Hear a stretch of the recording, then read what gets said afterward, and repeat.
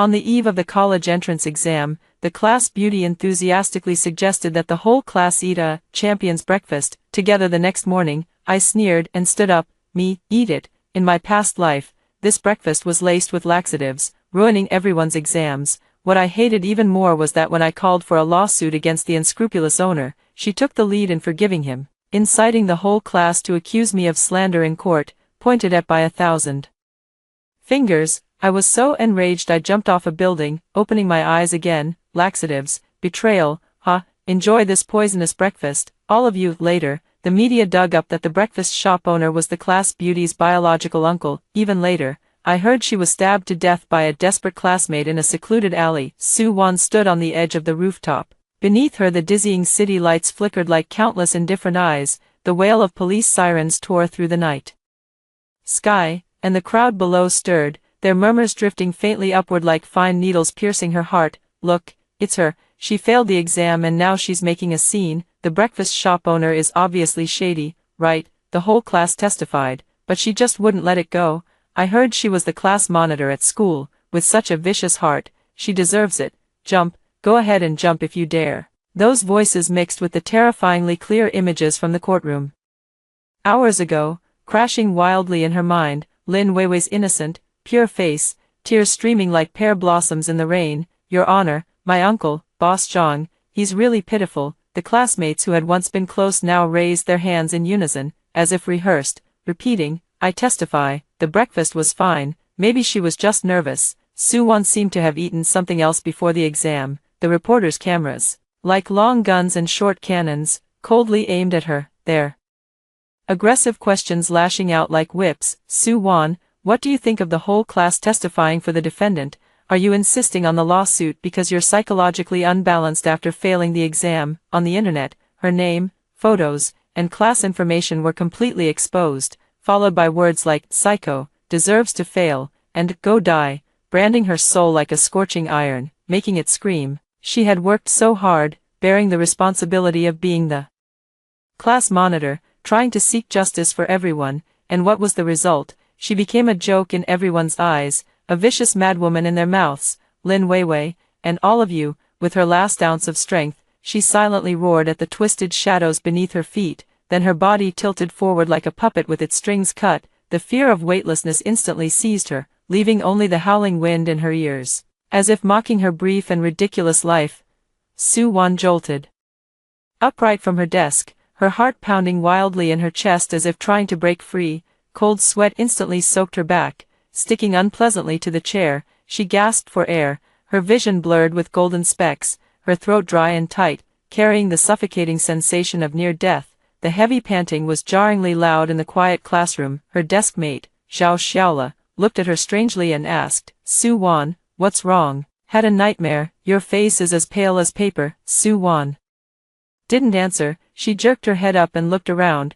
The familiar classroom, the old ceiling fan creaking overhead as it blew a lukewarm breeze, and the glaring red banner on the wall that read like a brand, "One day until the college entrance exam." The air was thick with the unique blend of chalk dust, books, and sweat. Desks were piled high with mountains of review materials and test papers, surrounded by the sounds of classmates buried in their studies or quietly discussing problems, the rustle of pens scratching across paper never ceasing. One day until the college entrance exam. She had come back, returned to the day before the tragedy began. It wasn't an illusion. The touch of the desk and chair was real, the concerned look in her deskmate Zhao Xiaola's eyes was real, and the air, filled with that mix of anxiety and anticipation unique to the final sprint of senior year, was utterly real. Her heart was still pounding, but not with the despair of dying. It was the fierce excitement of surviving a disaster, and a cold hatred that nearly burst through her chest.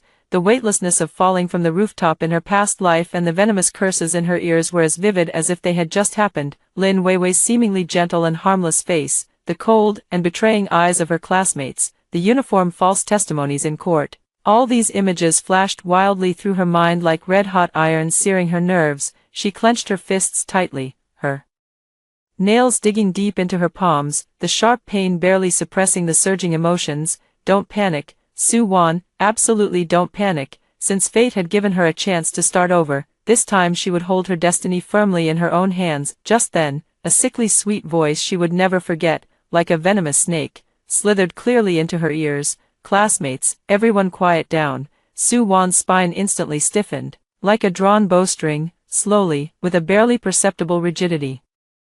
She turned her head. There was Lin Weiwei standing by the podium, wearing her usual perfectly sweet smile, hands clasped together, her voice crisp with a hint of coaxing earnestness. Tomorrow is the most important exam of our lives, the college entrance exam. To bring good luck and help everyone relax a bit, I suggest we all go to the #1 scholar breakfast shop at the school gate tomorrow morning for breakfast. Okay, the more the merrier, we can cheer each other on and soak up some of that top scholar's good fortune. What do you all think? Zhuang Yuanjidi, first place in the imperial examination, pierced Su-won's eardrums like a poison needle. It was this shop, this boss, and that bowl of porridge laced with laxatives that destroyed everyone's lives and pushed her into the abyss of despair. In her past life, this proposal had received an enthusiastic response from the entire class. As the class monitor, she felt something was off, but seeing everyone so excited and Lin Weiwei speaking so considerately for everyone's sake, she didn't strongly oppose it. And what was the result? That so-called good fortune became everyone's nightmare. The class instantly erupted. Wow, this is a great idea. Li Chong, the sports representative, was the first to slam the table in agreement. Eating together creates a great atmosphere, right? Zhuang Yuanjidi sounds so auspicious. Another girl chimed in excitedly. Weiwei, you're so thoughtful. Yeah, class monitor, let's all go together. Many classmates turned their expectant gazes toward Su-won.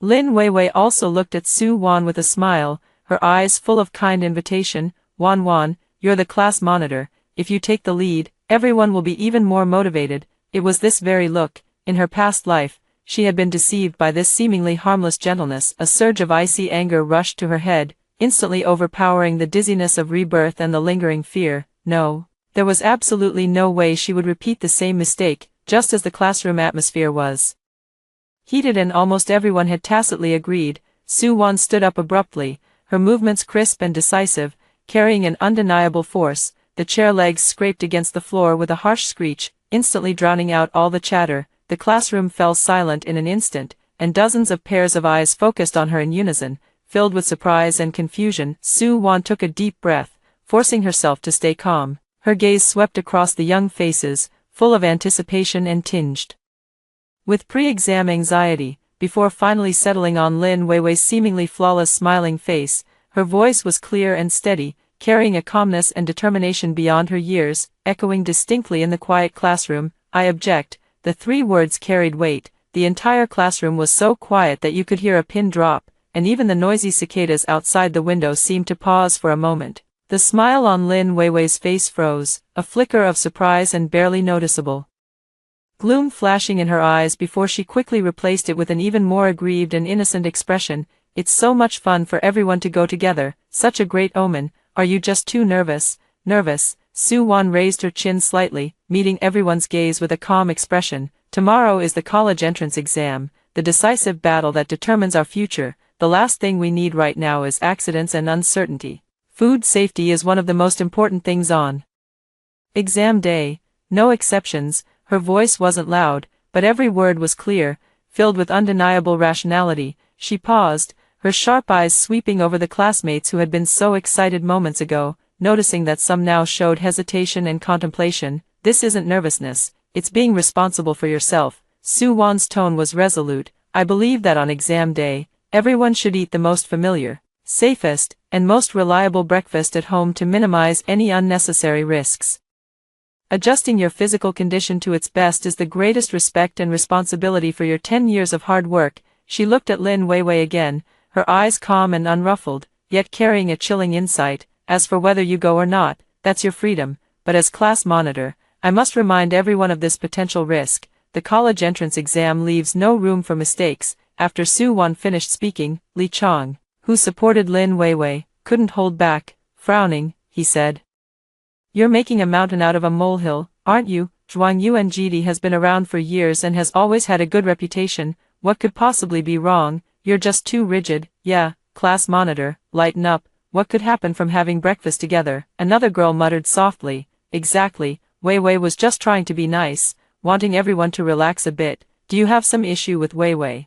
A girl who was close to Lin Weiwei said with a hint of insinuation, her gaze shifting between Su Wan and Lin Weiwei. Lin Weiwei lowered her head at just the right moment, her eyes seeming slightly reddened, her voice carrying a hint of night. I really just wanted to make everyone happy, to cheer us on together. I didn't expect you to think that way. That pitiful look immediately won her more sympathy and biased glances. Facing the renewed doubts and veiled accusations, Su Wan sneered inwardly. In her past life, it was always like this. Lin Weiwei could always use her kindness and grievances to manipulate everyone, but this time, she didn't care at all. She couldn't even be bothered to watch Lin Weiwei's act or explain further. She had already made the stakes clear. Her duty was done. Lin Weiwei was still softly comforting a few classmates who had gathered around, but the corner of her eye was fixed on that figure bent over doing problems, seemingly detached from it all. A strong sense of unease and a chill of being seen through surged inexplicably in her heart. Su Wan was too unusual today. That icy gaze sent a shiver down her spine. The school bell rang, and Su Wan was the first to pack her bag, walking briskly out of the classroom without greeting anyone. The afterglow of the setting sun stretched her shadow long. As she stepped out of the school gate, her feet involuntarily turned toward that direction.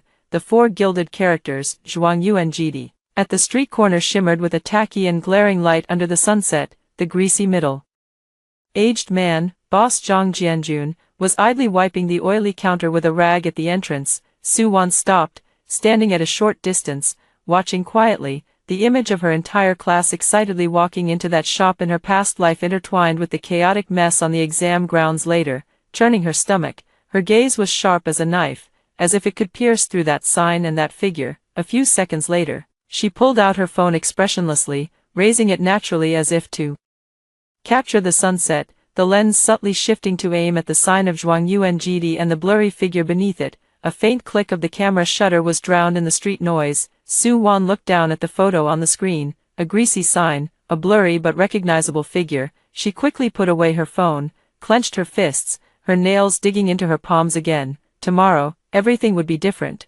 She turned and merged into the stream of students leaving school, her back straight and resolute. At 6 in the morning, the sky was faintly lit. Su Wan woke up in her small room and went through her routine of washing up. In the kitchen, her mother had already prepared breakfast, a bowl of soft and fragrant millet porridge, 2 plain vegetable buns they often ate, a boiled egg, and a small dish of refreshing pickled cucumbers. All were the most ordinary, familiar, and safest foods. Wan, eat quickly, so you'll be full of energy for the exam, her mother said, with a cautious concern and expectation in her expression. She had clearly heard about yesterday's argument over breakfast in class but tactfully didn't ask further, simply placing the porridge at the right temperature in front of her. Thanks, Mom. Su Wan sat down, picked up the spoon, and began drinking the porridge steadily. The warm porridge slid down her throat, bringing a solid warmth. She ate slowly, carefully, chewing thoroughly to ensure her stomach could comfortably accept it. Her mood was unusually calm, even carrying a cold, scrutinizing detachment. She knew that at the other end of the city, inside the greasy shop of Zhuangyu and Jidi, another feast was about to begin. The phone was placed on the corner of the table, the screen lit up, and messages in the class group chat had already scrolled past hundreds. A lively scene. Li Chong, at everyone, let's go, meet at Zhuangyu and Jidi. Zhongli, got it, coming right away. Looking forward to the champion set meal. Wang Fang, Weiwei, have you arrived yet? Save us a spot. Lin Weiwei, my dears, I'm already here. Spots are saved, by the window, hurry over. Su Wan, it's such a pity you can't come, I really want to cheer you on. A crying emoji. Su Wan stared expressionlessly at the familiar name and the hypocritical concern on the screen, her finger gliding over it without any response. She tapped on a photo Lin Weiwei had posted in the group. A breakfast shop bustling with students in various school uniforms, a round table by the window already occupied by several classmates, flashing peace signs at the camera with bright smiles. On the table were steaming bowls of congee, fried dough sticks, and buns. Lin Weiwei stood in the middle, her smile sweet, like a victorious hostess. In the background, the owner Zhang Jianjun's expression seemed a bit unnatural, carrying a large pot of congee from the kitchen, his face plastered with a deliberate, overly enthusiastic smile. Su Wan's gaze lingered on Zhang Jianjun's face for a second. Even through the screen, she could almost smell the cheap ingredients and low-quality oil, as well as the sinister darkness hidden behind that smile. She closed the group chat, set her phone to silent, and put it back in her pocket. The world fell silent. Soo-won checked her admission ticket, ID card, and stationery pouch, then gave her parents a brief hug goodbye. Good luck, Won-won. Her parents' voices carried tension and blessings. I will. Soo-won's voice was steady. Stepping out of the house, the morning air held a rare hint of coolness. The streets were filled with examinees heading to the exam venues and their parents, the air thick with an invisible anxiety and anticipation. Soo-won walked with steady steps, her goal clear as she headed toward the exam site. Passing by the Zhuangyuan breakfast shop, she didn't even glance sideways. Inside, it was bustling and noisy, the heavy smell of cooking oil wafting across the street, and she could faintly hear the excited shouts of a few loud-mouthed boys from her class. At that moment, inside the Zhuangyuan breakfast shop, the atmosphere was reaching its peak. The round table where Lin Weiwei sat was packed, the table a mess of empty bowls, leftover bun crusts, and fried dough stick ends. Most of the classmates were flushed from eating, burping contentedly. Come on, one last bowl of Zhuangyuan congee. The boss says it's a secret recipe. Drink it and you're sure to top the list. Li Chang boisterously lifted a large bowl, ladling another big spoonful of thick, somewhat excessive white congee into everyone's bowls. Enough, Brother Chang, I really can't eat anymore. Wang Fong laughed and pushed it away. Yeah, eating too much will make us sleepy during the exam. Another girl chimed in. Oh, one last bowl for good luck. Lin Weiwei also raised the bowl in front of her, her smile sweet as she urged, everyone, down this bowl of champion congee, and we'll meet at Peking University or Tsinghua. She took a big gulp first, even snapping a photo with her phone to post in the group. Down this bowl of champion congee, we'll all win. The group chat immediately flooded with likes and victory slogans. Seeing that everyone had more or less drunk the porridge, a faint, barely perceptible trace of relief flickered deep in Lin Weiwei's eyes, quickly replaced by an even greater enthusiasm. Only she knew how fast her heart was racing. She cast an imperceptible glance at her uncle, Zhang Jianjun, who was smoking by the back kitchen door. Zhang Jianjun was also looking over, his gaze dark and complicated. He gave her an almost imperceptible nod, quickly stubbed out his cigarette, and turned to disappear into the smoke-filled kitchen. All right, it's about time, everyone, let's go, don't be late. Lin Weiwei clapped her hands, urging everyone to get up. The group, laughing and joking, surged out of the breakfast shop with full stomachs of champion's meal and blind confidence, heading toward the exam venue. No one noticed that Lin Weiwei, walking at the very back, seemed a bit paler than usual, and her hand unconsciously pressed against her abdomen. Most candidates had already entered the venue, but Soo-won noticed that her classmates from the same class had almost rushed into the corridor at the last minute, noisy and chaotic, before dispersing to their respective exam rooms. Their faces still bore the excited flush from the breakfast shop, but many seemed a bit unsteady on their feet, their breathing slightly hurried. Lin Weiwei's seat was not far diagonally in front of Soo-won. Soo-won saw her furrow her brows almost imperceptibly as she sat down, pressing her abdomen firmly with her fingers before taking out her stationery. At exactly 9 o'clock, the piercing exam starting bell cut through the silence like a starting gun, plunging the entire teaching building into an extreme stillness, broken only by the rustling of test papers and the dense scratching of pen tips on paper. Soo-won took a deep breath, calmed her mind, and quickly scanned the Chinese exam paper. Her brain began to operate at high speed, analyzing the questions, forming ideas, and smoothly presenting them on the answer sheet with clear, focused handwriting. The accumulation from her past life, combined with the stronger willpower after rebirth, quickly brought her into optimal condition. Time ticked by. The first half hour was relatively calm, but gradually, a faint, barely perceptible restlessness began to permeate the examination hall. Lin Weiwei leaned slightly forward, one hand pressed tightly against her lower abdomen, a fine layer of cold sweat glistening on her forehead under the bright lights. Her breathing grew heavier, and the fingers gripping her pen turned white at the tips, as if she was enduring something with great effort. The tip of her pen moved noticeably slower across the answer sheet, even pausing several times. Soo-won sneered inwardly, but her face remained expressionless as she quickly lowered her head to focus on her own essay outline. What was bound to come would eventually arrive. In the adjacent examination hall, report, teacher, a weak, pained voice came from the back of the room. It was a girl from the class, usually frail, now pale-faced and trembling. I need to go to the restroom. the invigilator, a stern middle-aged female teacher, frowned and glanced at the clock on the wall. Only 40 minutes into the exam, she walked over and whispered a few questions. The girl curled up in pain, her voice choked with tears. "Teacher, I can't hold it anymore, my stomach hurts so much." The invigilator's expression shifted as she realized something might be wrong. She signaled for another roving invigilator to take her place, then quickly led the girl out of the classroom. This incident, like a stone thrown into a calm lake, instantly shattered the balance of the entire building. It was as if a switch for pain had been flipped, and stifled gasps echoed simultaneously from several examination halls. The clear, long rumbles of stomachs were especially jarring in the overly quiet rooms. Someone let out a pained groan. Many students in various halls began to fidget restlessly, shifting positions frequently, their faces losing color, cold sweat beading on their foreheads. The rustling of pens became intermittent, replaced by suppressed breaths and the faint sounds of bodies shifting in discomfort. Li Chang, the athlete, was like a trapped beast.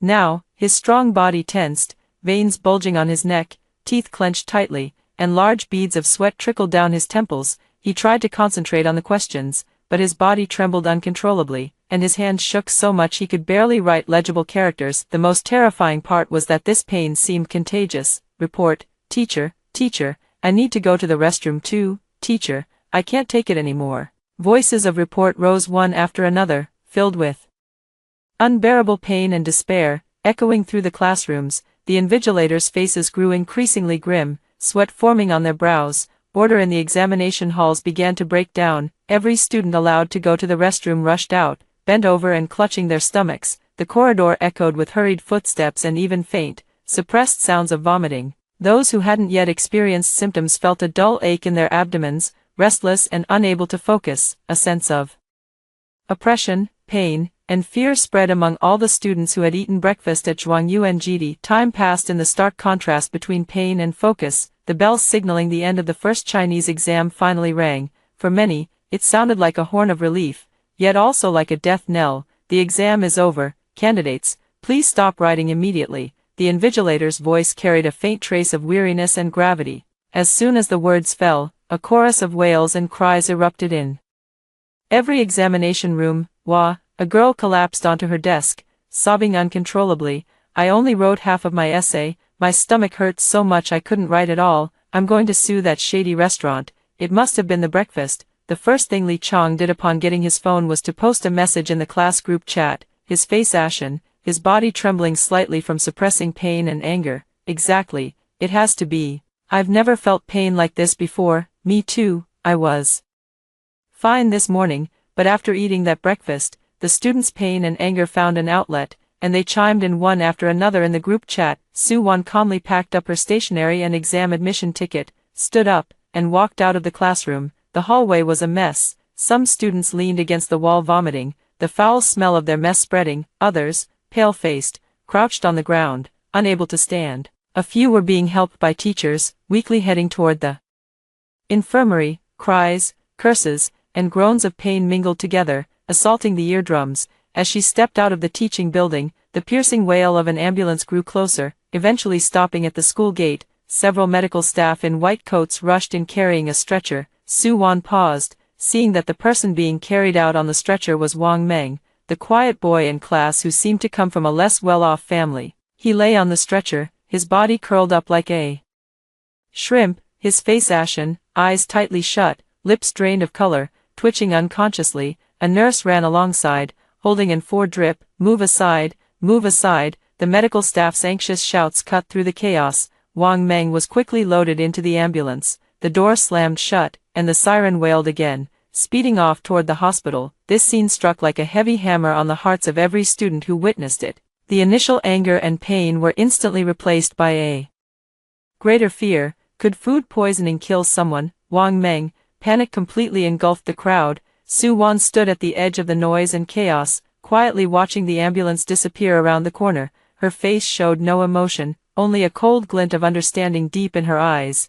In her past life, Wang Meng hadn't died, but the college entrance exam had utterly destroyed his already oppressive life, pushing him into an even deeper abyss. Her phone vibrated in her pocket. The class group chat was exploding. She didn't need to look to know it was filled with tearful breakdowns. angry accusations, and fearful inquiries. Su-won took out her phone, the screen lit up, and sure enough, it was flooded with messages. Zhongli, I threw up in the exam room, even the invigilator was shocked, so embarrassing. Boo-hoo, Li Chong, at everyone it's definitely that shady breakfast shop, I won't let them off. Wang Fong, this is terrifying. Wang Meng was taken away by an ambulance, will he be okay? Lin Weiwei, everyone, don't panic, take care of yourselves first, there's still the afternoon exam, stay strong, Wang Meng will definitely be fine. Praying emoji. Classmate A, Weiwei is right, cursing now won't help, the afternoon exam is what matters. Classmate B,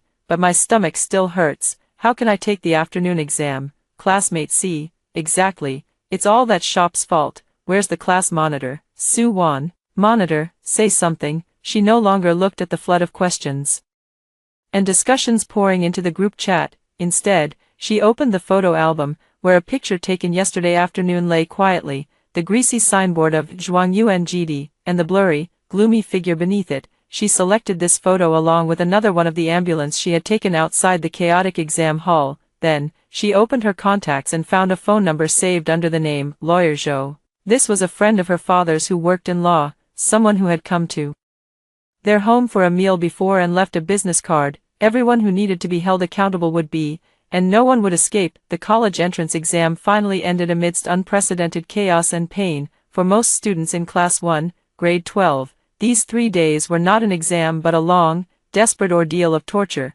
The exam hall became a battlefield, where the opponent was not the test paper but their own churning stomachs and unbearable cramps. The collapse during the Chinese exam was just the beginning. Math, science, liberal arts, and English, every exam was accompanied by repeated reports of illness, the solemn expressions of invigilators, the pale faces of students, and their twisted expressions of suppressed pain. The wail of ambulances became a constant background noise at the exam site. Besides Wang Meng, who was rushed to the hospital on the first day, several other students with severe symptoms were later sent to the hospital. Throughout the exam site, Class 1, Grade 12, almost became synonymous with a plague, drawing sympathetic, fearful, or disdainful looks from other students. While the teachers were overwhelmed and exhausted, Su-won calmly packed her belongings. She had performed steadily in every exam, even exceeding expectations. The feeling of being completely focused and in control of the situation was something she had never experienced in her past life.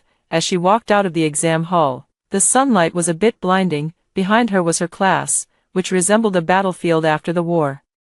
But she didn't pause for a moment. Her phone had already been bombarded with messages from the class group chat, nearly crashing it. Su-won didn't mute it, she just coldly observed the storm unfolding within. After the initial chaos, the blame almost unanimously fell on the Zhuangyuan breakfast shop. Zhongli, my parents took me to the hospital for a checkup at noon, acute gastroenteritis. The doctor said it was caused by food poisoning. It was that breakfast. Wang Fong, Wang Meng is still in the hospital. I heard it's pretty serious, dehydration and electrolyte imbalance. His family's situation was already tough. Classmate B, class action lawsuit, make them pay for our college entrance exam, pay for our future. Classmate C, at Su-won, class monitor, take the lead, what do you think we should do? We'll follow you. Unprecedented unity, in the face of immense pain and loss. Everyone needed an outlet, a clear enemy. Su-won stared at the constantly refreshing, at Su-won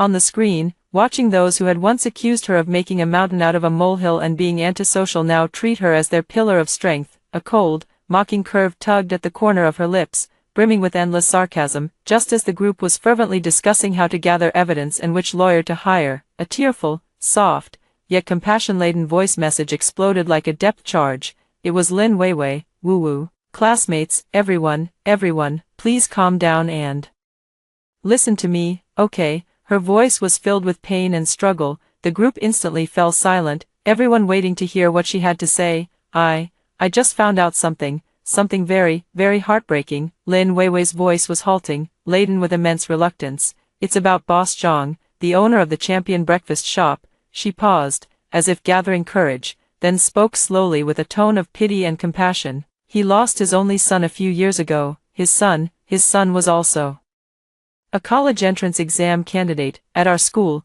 During the exam days, because he didn't do well, he couldn't get over it and jumped to his death. The voice message was punctuated by clear sobs, as if Lin Weiwei was crying uncontrollably. He's also a pitiful father, losing a child in old age. Who can understand that pain? Her voice suddenly rose, filled with understanding and empathy. He must have seen us. A group of students in school uniforms preparing for the exam, and thought of his dead son. His heart was too bitter, too sad, and he made a mistake in a moment of confusion. She sniffled, trying to make her voice sound more magnanimous and kind. I know we've all been harmed, we're all in pain, and the exam is too important to us. But classmates, what we might lose is just an opportunity. But he lost his only son, a living life. His pain is no less than ours. Let's be merciful where mercy is due. He's already suffered so much. If we sue him, if we push him to the brink, then how are we any different from him? Lin Weiwei's voice carried an almost saintly persuasion.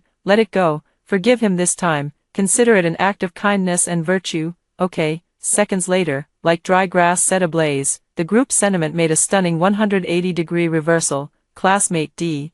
Oh my God, so that's it. How pitiful. Classmate E. Weiwei, you're so kind. Still thinking about that boss at a time like this. Classmate F. Yeah, hearing about his son, I'm in tears, losing a child in old age. How painful that must be. Classmate G. Weiwei is right. Forgive him. He must know he was wrong. If we sue him and he can't take it, wouldn't that be our sin? Li Chong. Sigh. Weiwei has a point too. Then, let's just drop it. Zhao Xiaola. Alright, I'll go with Weiwei. Zhongli. Weiwei has such a good heart. I'm crying just listening. Almost unanimously, those who had just been shouting, sue him to death, now transformed into saints, with Lin Weiwei's name being praised over and over. Kind, magnanimous, good-hearted, she became the beacon in the hearts of this motley crowd. Attorney Zhou paused, looking at Su Wan. But you need to be mentally prepared. It seems your classmates have changed their stance. Without a class action, you'll be the sole plaintiff,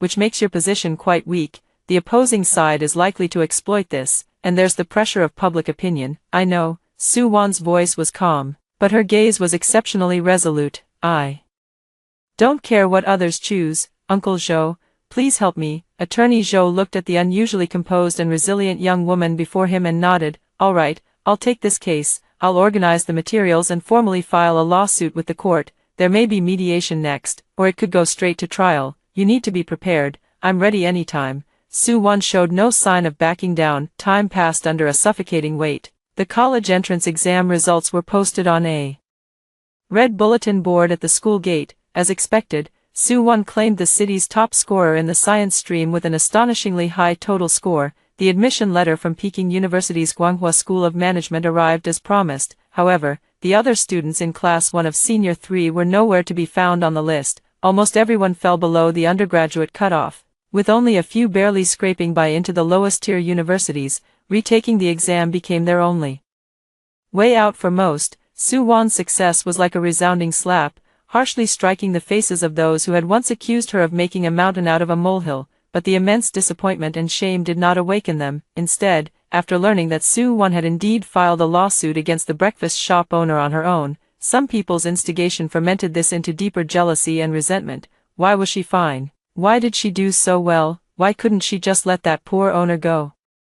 Soon, the court summons arrived in the hands of Su Wan and Zhang Jianjun, and the case was officially filed. Entering the trial process, on the day of the hearing, the weather was gloomy. Su Wan arrived at the court early with lawyer Zhou, the empty gallery only dotted with a few reporters. She took a deep breath and sat in the plaintiff's seat, her back straight as a rod. The trial began as the judge took the bench and the clerk read out the court rules. Lawyer Zhou, on behalf of Su Wan, clearly stated the claims and factual basis, and presented all the evidence Su Wan had collected in court: medical records, invoices, screenshots of chat logs, photos, and written statements. The logic was clear, and the direction was precise. Just then, the side door of the court suddenly swung open, and Su Wan's heart sank heavily. Lin Weiwei walked in at the front, followed by Li Chong, Zhao Xiaola, Zhongli, Wang Fang, and nearly all the classmates who could still move, filing in one by one to fill the gallery.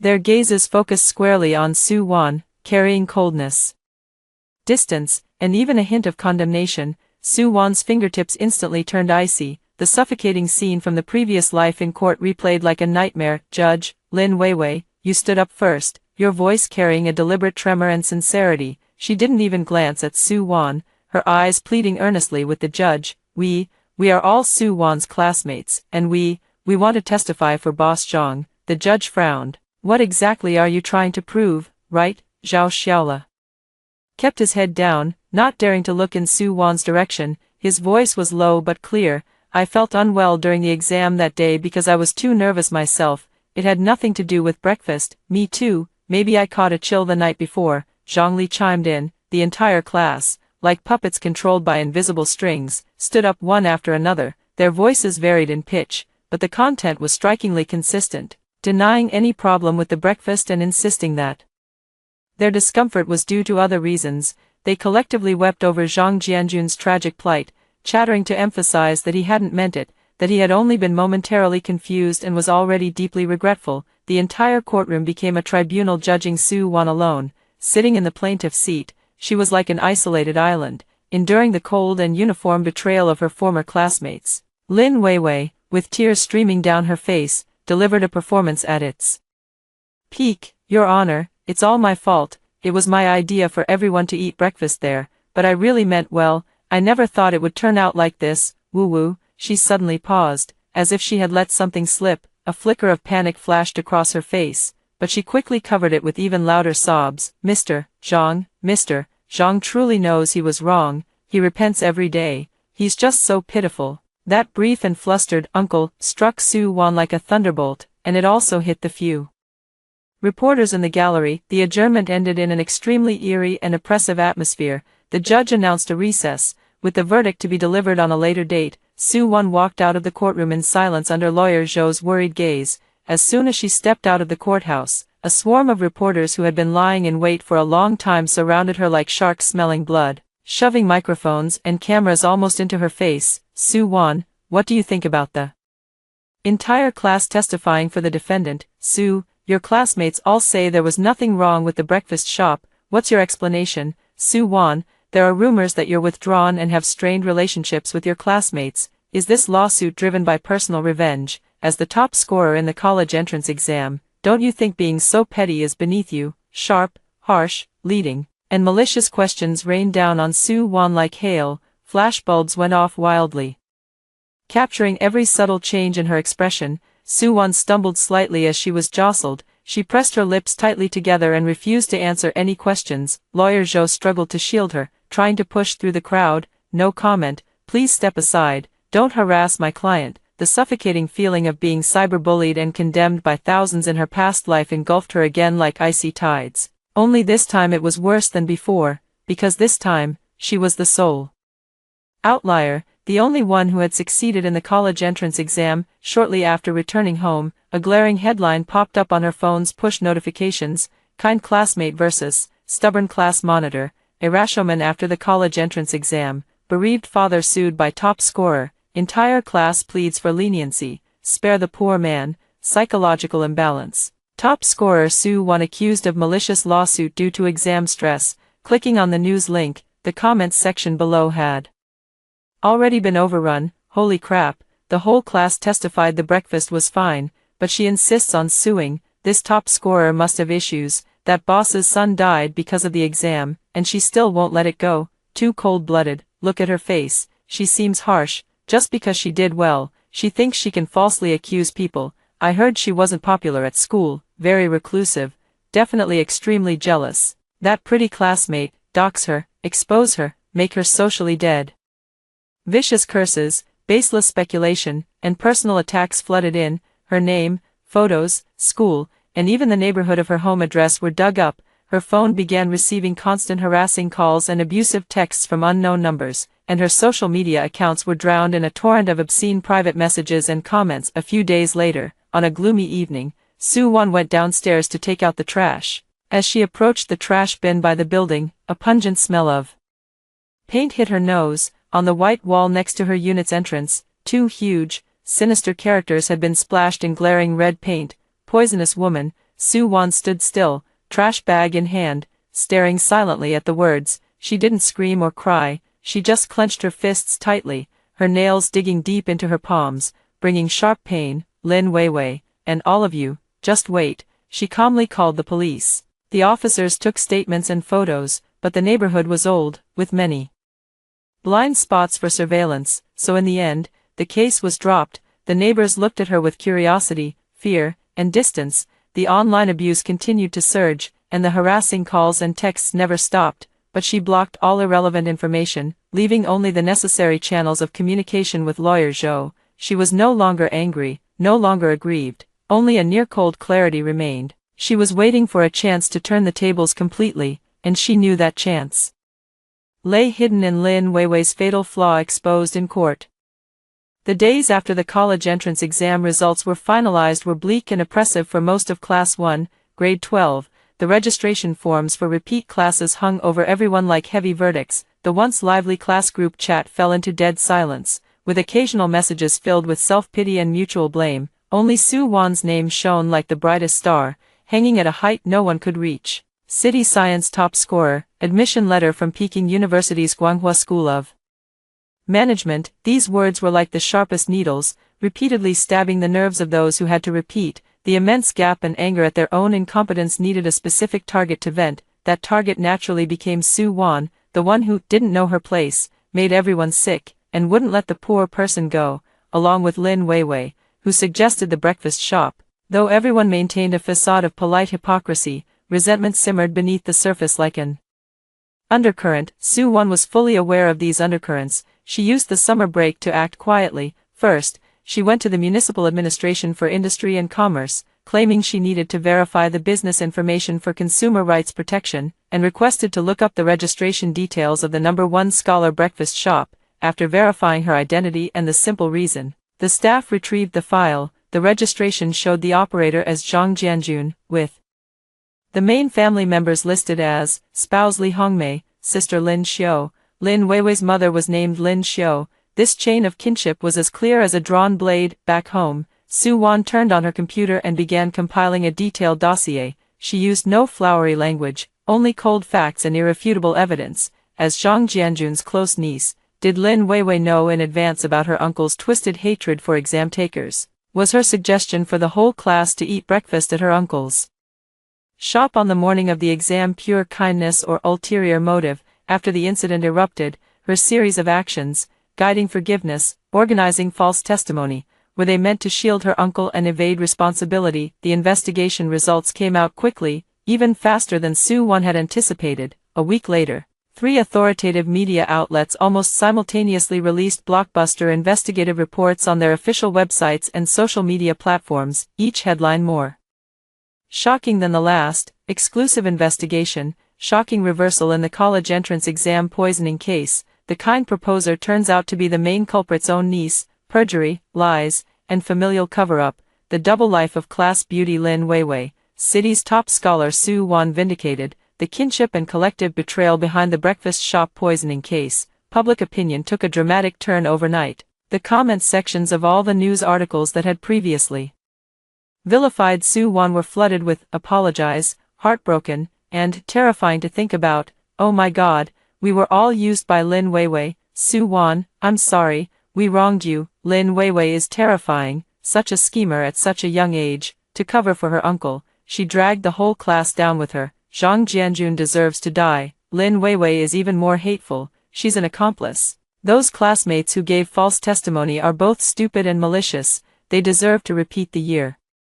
Lin Weiwei's name instantly replaced Su Wan's at the top of the trending charts, followed by shocking tags like schemer, accomplice, and two-faced. Her social media accounts were overrun by angry netizens, her phone was blown up, and people even staked out her home. Under immense public pressure, the school announced Lin Weiwei's expulsion. Zhang Jianjun's case was reopened by the police for investigation, this time with clearer direction and public pressure, and the nature of the case was likely to be upgraded. In just one night, Lin Weiwei fell from a universally praised kind goddess to a universally condemned scheming villain. The stark contrast and overwhelming abuse and accusations completely broke her. She hid at home, too afraid to go out, in a daze. Meanwhile, those classmates who had followed Lin Weiwei in accusing Su Wan and even participated in giving false testimony were plunged into immense anger, shame, and regret upon learning the truth, especially those from poor families who now had to repeat the year with bleak prospects. They realized they had not only been deceived and used by Lin Weiwei, ruining their crucial college entrance exam opportunity, but had also personally helped her harm Su Wan, the only one who had wanted to seek justice for them. The immense sense of loss and the anger of being fooled gnawed at their hearts like venomous snakes. The one most deeply gnawed by this was Wang Meng. Wang Meng was discharged from the hospital, but he had lost a lot of weight, his eyes were gloomy, and he was taciturn. The college entrance exam was completely ruined, his family was already poor, his mother had been ill for years, and the cost of retaking the exam and the faint hope weighed on him like two mountains, suffocating him, and the root of all this pointed to Lin Weiwei.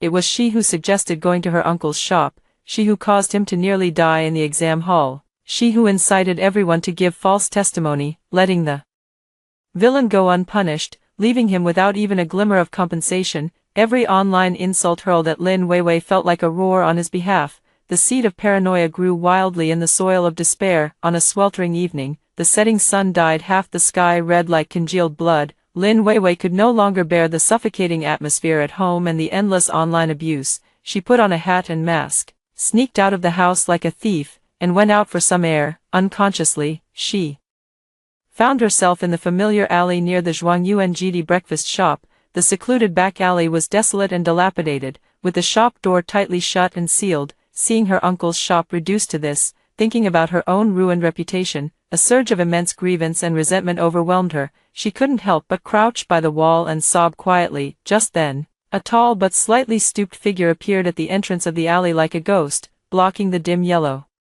streetlight. It was Wang Meng. Lin Weiwei shuddered with fright, looked up, and recognized Wang Meng through her tear-filled eyes. Her instinct was to run. Lin Weiwei. Wang Meng's voice was hoarse and dry, like sandpaper scraping, carrying a spine-chilling calmness yet harboring the terrifying force of a volcano about to erupt. Lin Weiwei was terrified by his appearance, frozen in place. Wang Meng, what do you think you're doing? What am I doing? Wang Meng stepped closer, his eyes bloodshot, staring at her with a hatred that almost turned tangible. I want to ask you, why did you suggest going to your uncle's shop? Do you have any idea that medicine nearly killed me? Do you know how much money my family borrowed to treat me? Do you realize my life is ruined? His voice grew louder, eventually turning into a roar that echoed through the empty back alley. I don't know. It wasn't me. Lin Weiwei was scared out of her wits, stammering in defense as she backed away, only to feel her back press against the cold wall. Don't know. Bullshit.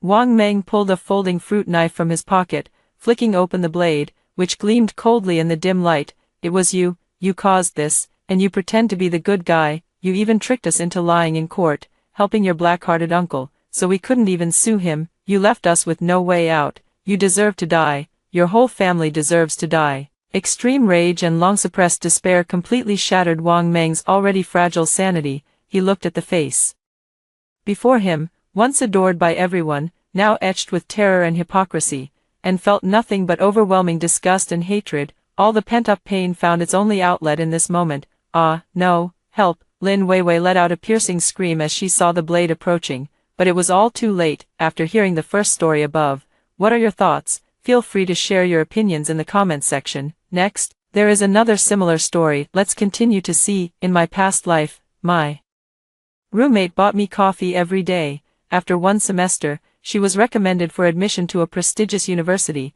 while I was framed for cheating, expelled from school. My parents' company went bankrupt, and my whole family ended up homeless. When I opened my eyes again, I took the coffee she handed me and poured it into the pot of the already withered green plant in the dorm. I was awakened by that familiar scent. Not the smell of hospital disinfectant, nor the damp, musty odor of a street bench, but the cheap, instant, slightly sweet aroma of coffee with powdered creamer. I suddenly opened my eyes. Sunlight slanted in through the dorm window, illuminating the desk opposite, with dust floating lazily in the beam of light. My bed curtain had been pulled open a crack, and a pale hand was carefully passing through a steaming cup of coffee. Xiaoqing, wake up, drink it while it's hot. This voice was like a rusted knife, slowly stabbing into my heart, then twisting, the pain so intense I could barely breathe. Su Qin, my best roommate, the one who brought me coffee every day, stayed up late with me to study, and was the only one who stood up and said, I believe Xiaoqing isn't that kind of person. When the whole department doubted me,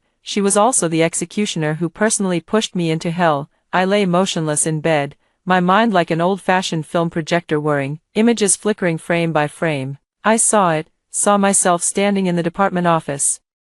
Professor Zhang slapped the cheat sheet with the answers written on it in front of me, asking if it was my handwriting. I said no, I didn't recognize that note. The way he looked at me was like looking at a pile of garbage. I saw Su Qin standing in the crowd, covering her mouth, her eyes red, looking as if she wanted to speak up for me but didn't dare. Later, I found out that she had slipped that cheat sheet into my pencil case while I was napping. She had imitated my handwriting for an entire semester, asking me questions every day while holding my homework. What could I say? I saw my dad, that proud man who had worked hard all his life, receiving a call from the school saying his daughter had cheated. He rushed home from an out-of-town construction site the day I was caught, driving while fatigued, and his truck overturned into a ravine. When my mom got the news, she collapsed stiffly like a log, hitting the back of her head on the corner of the coffee table, blood pooling on the floor. I saw the company, left unattended, being swindled dry by the partners. I saw my mom,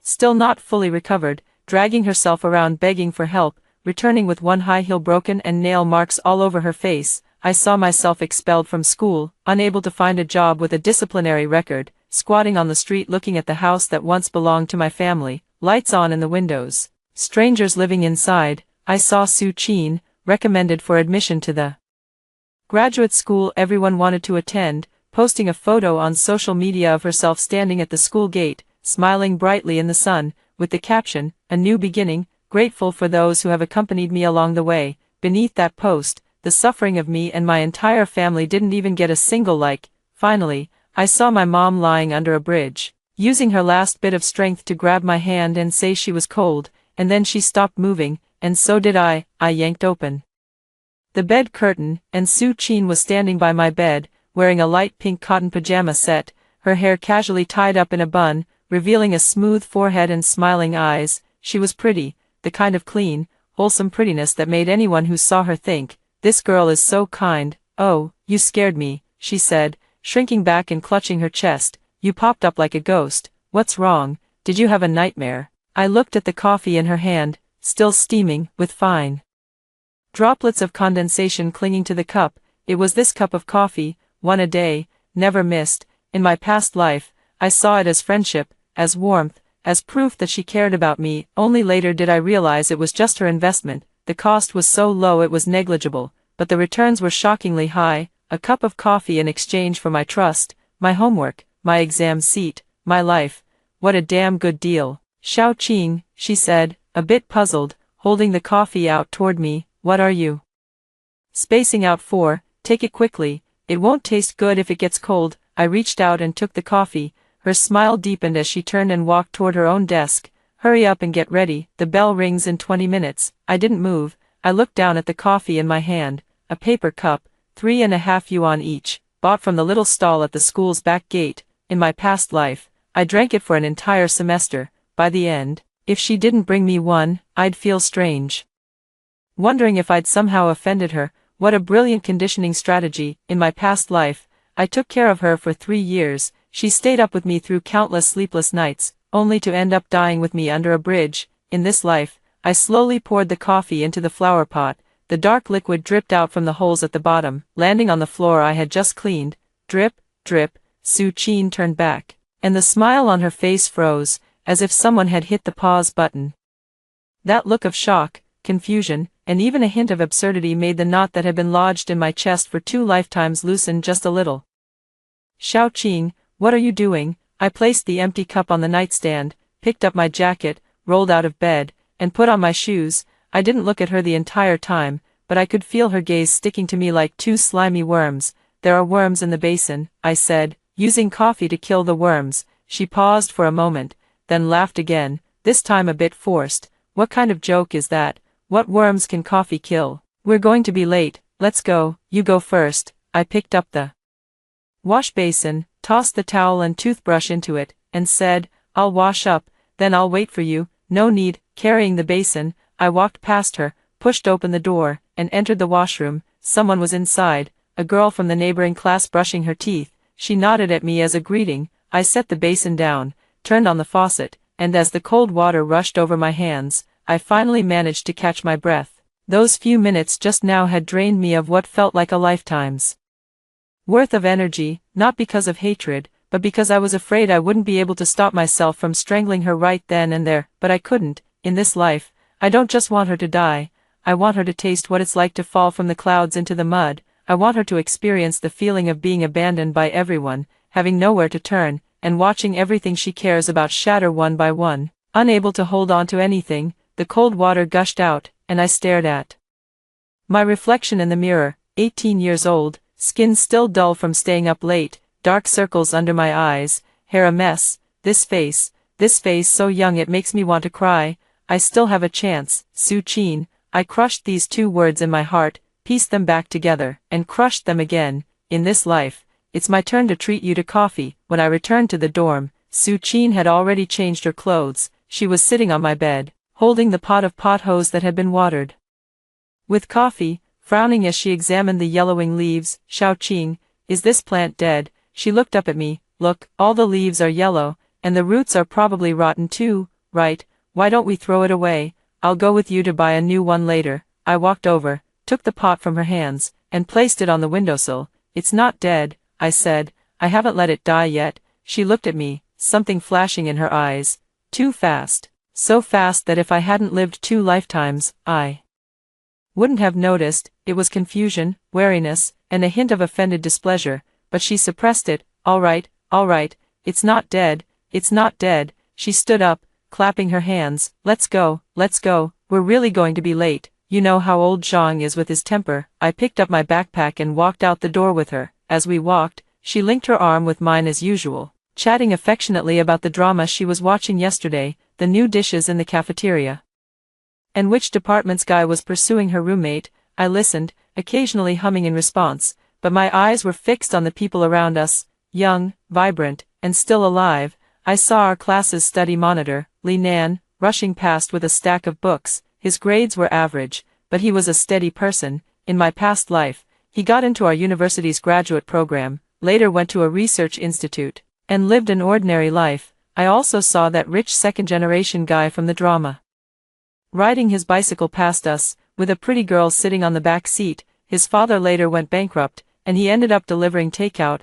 I saw him once on the street and almost didn't recognize him. I saw my life, all the things I once had and lost entirely, now laid out before me, waiting for me to reclaim them. Xiao-qing. Su-chin tugged at me. What are you thinking about? I've been calling you for a while.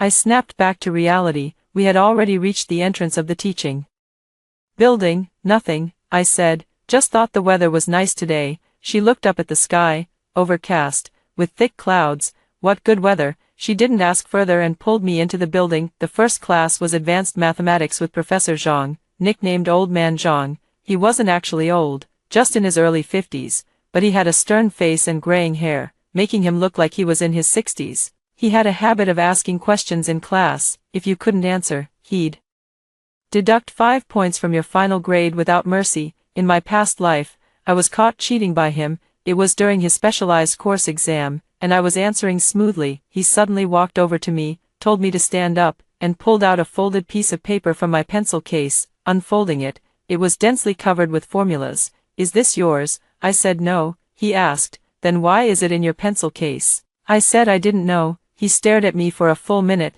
then said, come to my office. After class, later, the whole world found out about it. That note not only had formulas but also my name, written in my handwriting. Su-chin had practiced my handwriting for an entire semester, just for this moment, and this moment nearly cost my family their lives. Wang Xiaoqing. I suddenly looked up. Old Zhang stood at the podium, holding a piece of chalk, looking at me, the student by the window in the 3rd row. Wang Xiaoqing, please answer this question. I stood up and saw a problem on the blackboard. It was a limit problem that could be solved using L'Hopital's rule, but it was a bit tricky.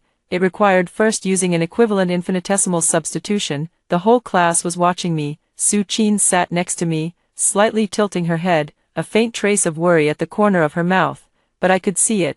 There was no worry in her eyes, only the anticipation of watching a show. She knew I was bad at advanced mathematics. In my past life, I couldn't answer this question, and she tutored me privately for several days, moving me so much I almost offered myself to her. What a pity. This problem could be solved with L'Hopital's rule, but using it directly would only make it more complicated. I spoke, my voice steady. we should first replace the numerator with an equivalent infinitesimal. The result is infinity. The classroom fell silent for 2 seconds. Old Zhang raised an eyebrow, and Su Qin's smile froze on her face. I sat down. Perfect. Old Zhang turned around and continued writing on the blackboard. Clear thinking, correct steps. However, the final result could be written as, the limit does not exist. To be more precise, student Wang Xiaoqing has made great progress. I lowered my head, pretending to take notes, while Su Qin shifted beside me. I could feel her looking at me, her gaze sweeping over my face as if inspecting something that had suddenly become unfamiliar. The bell rang for the end of class, and old Zhang packed up his things and left. I slowly organized my backpack. Su Qin leaned over. You were amazing today. How did you know how to solve that problem? I remember you weren't very good with L'Hopital's rule before. I looked up at her and smiled. I dreamed of an old man teaching me how to do it last night. She was taken aback for a moment, then laughed along. Stop joking. Tell me, did you secretly take extra lessons? Confess. I really didn't. I zipped up my backpack. I just suddenly had a breakthrough. Well, you should have more breakthroughs then. She linked her arm with mine. Next time, help me out too. Let me have a breakthrough as well. I didn't say anything. The next class was English, followed by politics. At noon after school, Su Qin, as usual, pulled me to go to the cafeteria. I, as usual, told her to go ahead, saying I needed to return a book to the library. She hesitated for a moment but eventually left. I stood at the entrance of the teaching building, watching her figure disappear into the crowd, then turned and walked in the opposite direction. I didn't go to the library. I went to the department office. Old man Zhang was indeed still there.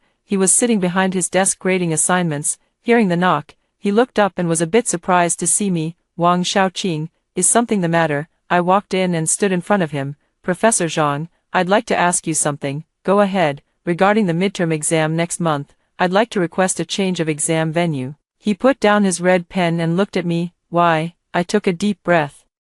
Because I'm afraid someone might slip a cheat sheet into my pencil case and then frame me for bringing it myself. Sunlight streamed in through the window, falling on his graying hair and also on my young face. He didn't speak immediately, just looked at me, and I looked back at him. In my past life, I was too afraid of him, afraid of his sternness, afraid of his fairness, afraid he wouldn't believe me. But in this life, I realized that besides severity, there was also a deep weariness in his eyes, the kind that comes from seeing too many smart people do foolish things. Do you have any evidence? He finally asked. Not yet.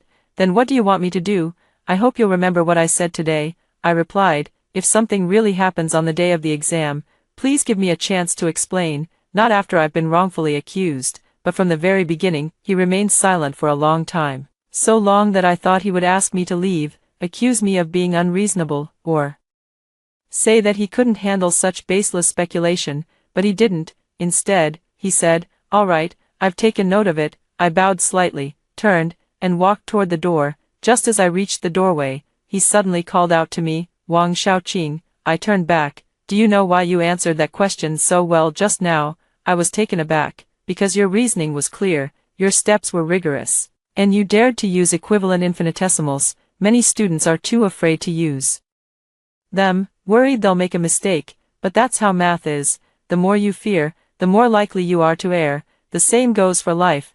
After saying this, he lowered his head again and continued grading assignments. I stood at the door, watching the back of his head, and suddenly felt my eyes grow a little warm. In my past life, when everyone doubted me, he said nothing. He simply followed the rules, gave my exam a 0, and reported my name to the academic affairs office. I used to resent him for not believing in me, but now I understand. It wasn't that he didn't believe me, it was that he trusted the rules too much. The rules stated that the notes were mine, found in my pencil case, so it was considered cheating on my part. He had neither the means nor the obligation to question the rules themselves, so I can't blame him. The one I should blame is the person who used those rules to destroy me. I walked out of the office. The sky outside was still overcast, but it seemed a little brighter to me. My phone rang. A message from Su Qin. Xiaoqing, where are you? I got you some food. Come back and eat before it gets cold.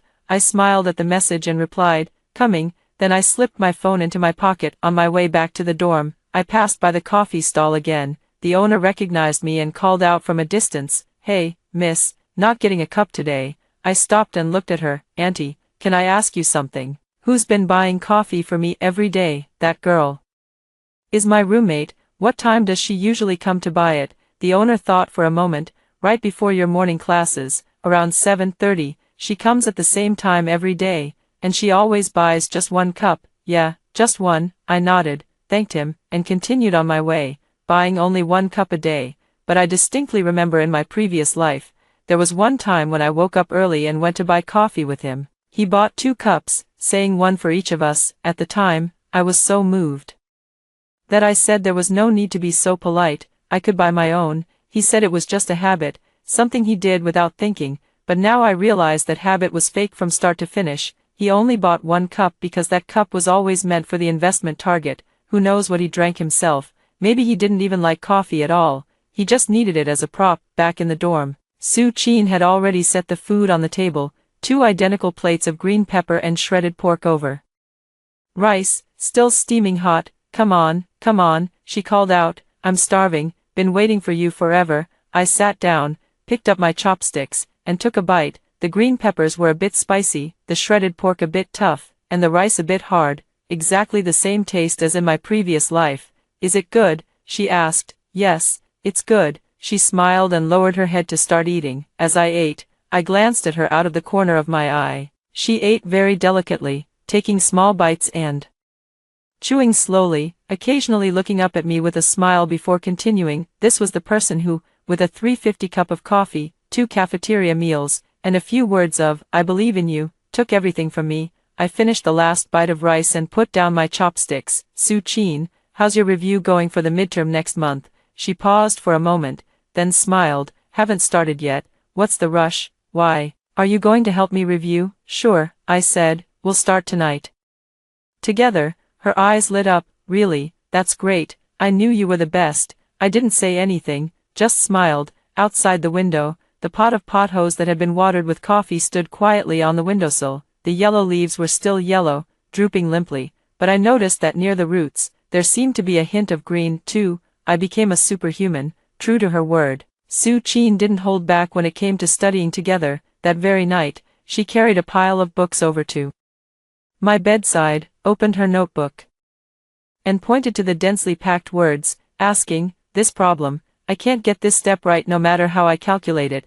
Can you take a look? I took it and glanced at it. It was a calculus-proof problem, a bit tricky but not too difficult. In my previous life, she had explained this very problem to me, spending a whole hour on it. By the end, I was too embarrassed to admit I still didn't understand, so I just nodded and said I got it. Later, a similar problem appeared on the exam, and I answered it correctly, feeling grateful to her for a long time. Now, looking at this problem and his expression of humble inquiry, I suddenly feel like laughing. Every single problem he explained to me was one he already knew inside out. The time he spent teaching me wasn't to help me, it was to get me accustomed to his kindness, to make me trust his help without question at critical moments. What a profitable deal. This problem, I tapped the step with my pen tip. Your reasoning is off here. You shouldn't jump straight to the answer. You should start by substituting. Let t equal 1/5. Then, as I speak, I write, and in just a few strokes, I derive the correct answer. Su Chin looks at my scratch paper, her expression somewhat complicated. Xiao Qing, she lifts her head. You're really acting strange today. My heart skips a beat, but I keep my expression neutral. Strange how? It's just, she pauses, as if searching for the right words. You never really got these problems before.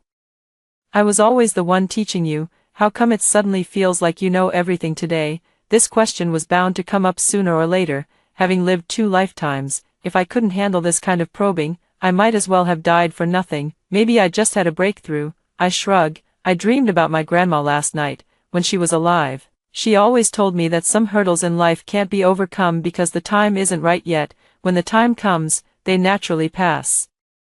Maybe my time has just come. Su Chin stares at me for several seconds, then bursts out laughing. That dream of yours was really worth it. She gathers up my scratch paper. All right, then from now on, you're my walking dictionary. I'll ask you whenever I don't know something. I don't respond. She hugs her books and returns to her own bed, pulling the curtain shut. The light from her desk lamp glows from within. I lie down too, staring at the ceiling. I didn't lie to her about, the time has come. All those things I couldn't learn in my previous life, I suddenly understand in this one, it's not because being reborn made me smarter, it's because I died once. When a person dies once, they learn what truly matters, those formulas, those theorems, those exam questions. Back then, I found them difficult because I felt they were far removed from me. Once the exam was over, I'd forget them, even if I didn't learn them. I could muddle through, but later, during those days wandering the streets, I couldn't do anything except remember, recalling what the teachers had said in class,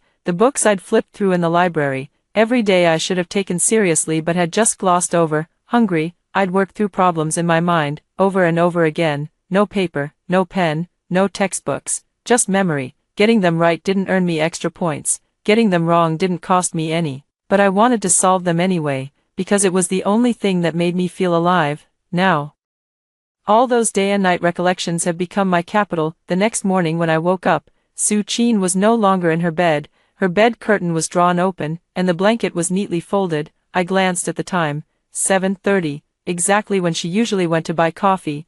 I lay back down, staring at the bed board above me, and waited for 10 minutes. The back door opened, and Su Chin walked in holding 2 cups of coffee. Seeing I was awake, she smiled and shook the cups in her hand. Perfect timing.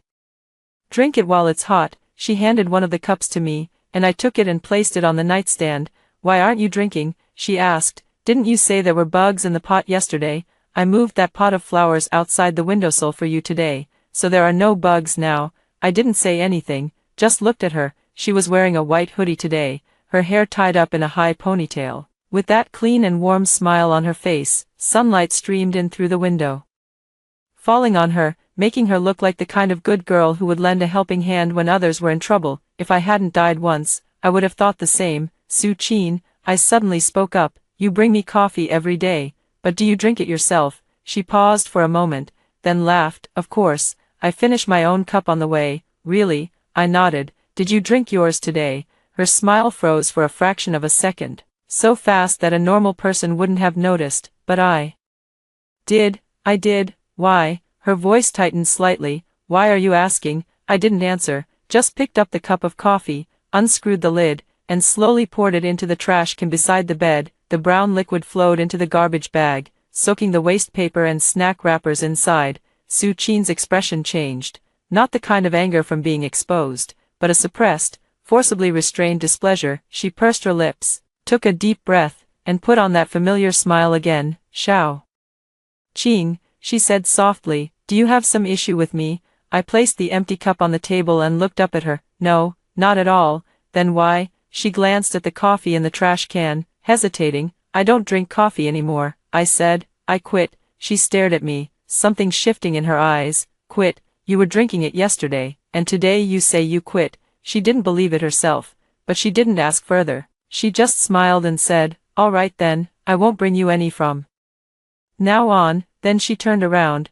went back to her bed, sat down, and opened a book to read. Watching her back, I suddenly felt a bit of admiration for her composure and ability to keep her cool. Even after being publicly humiliated like that, she could still smile and smooth things over. If someone like that wasn't up to no good, they'd definitely go far in the future.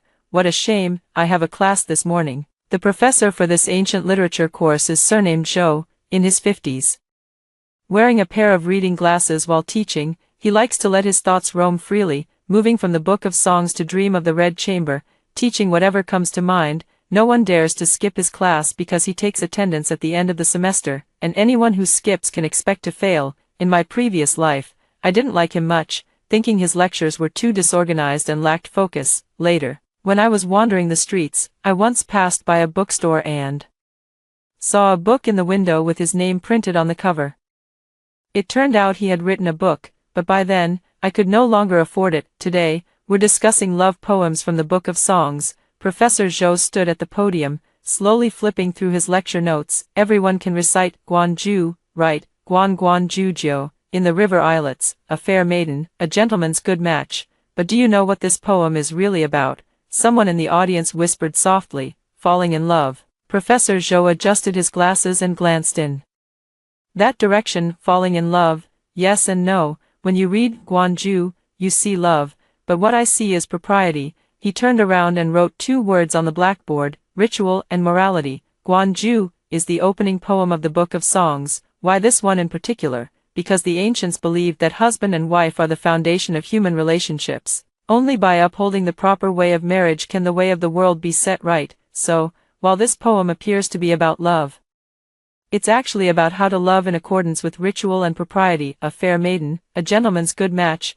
What does fair mean? It's not about a good figure but a beautiful heart, good character. What does gentleman mean? It's not about being handsome but about understanding propriety and having good manners. How many of you think about these things when you fall in love nowadays? The classroom fell silent, and Professor Zhou continued, so, reading the book of songs isn't just about the literal meaning. You have to read what's behind the words, the historical context, social customs, the author's intent, the evolution of the text. Only when you've thoroughly understood all of these can you truly say you've grasped it. He paused, his gaze sweeping across the room. Can anyone give an example, from any piece in the book of songs, and talk about what you've read behind the words? No one raised their hand. This was perfectly normal. Freshmen had only been in school for 2 months.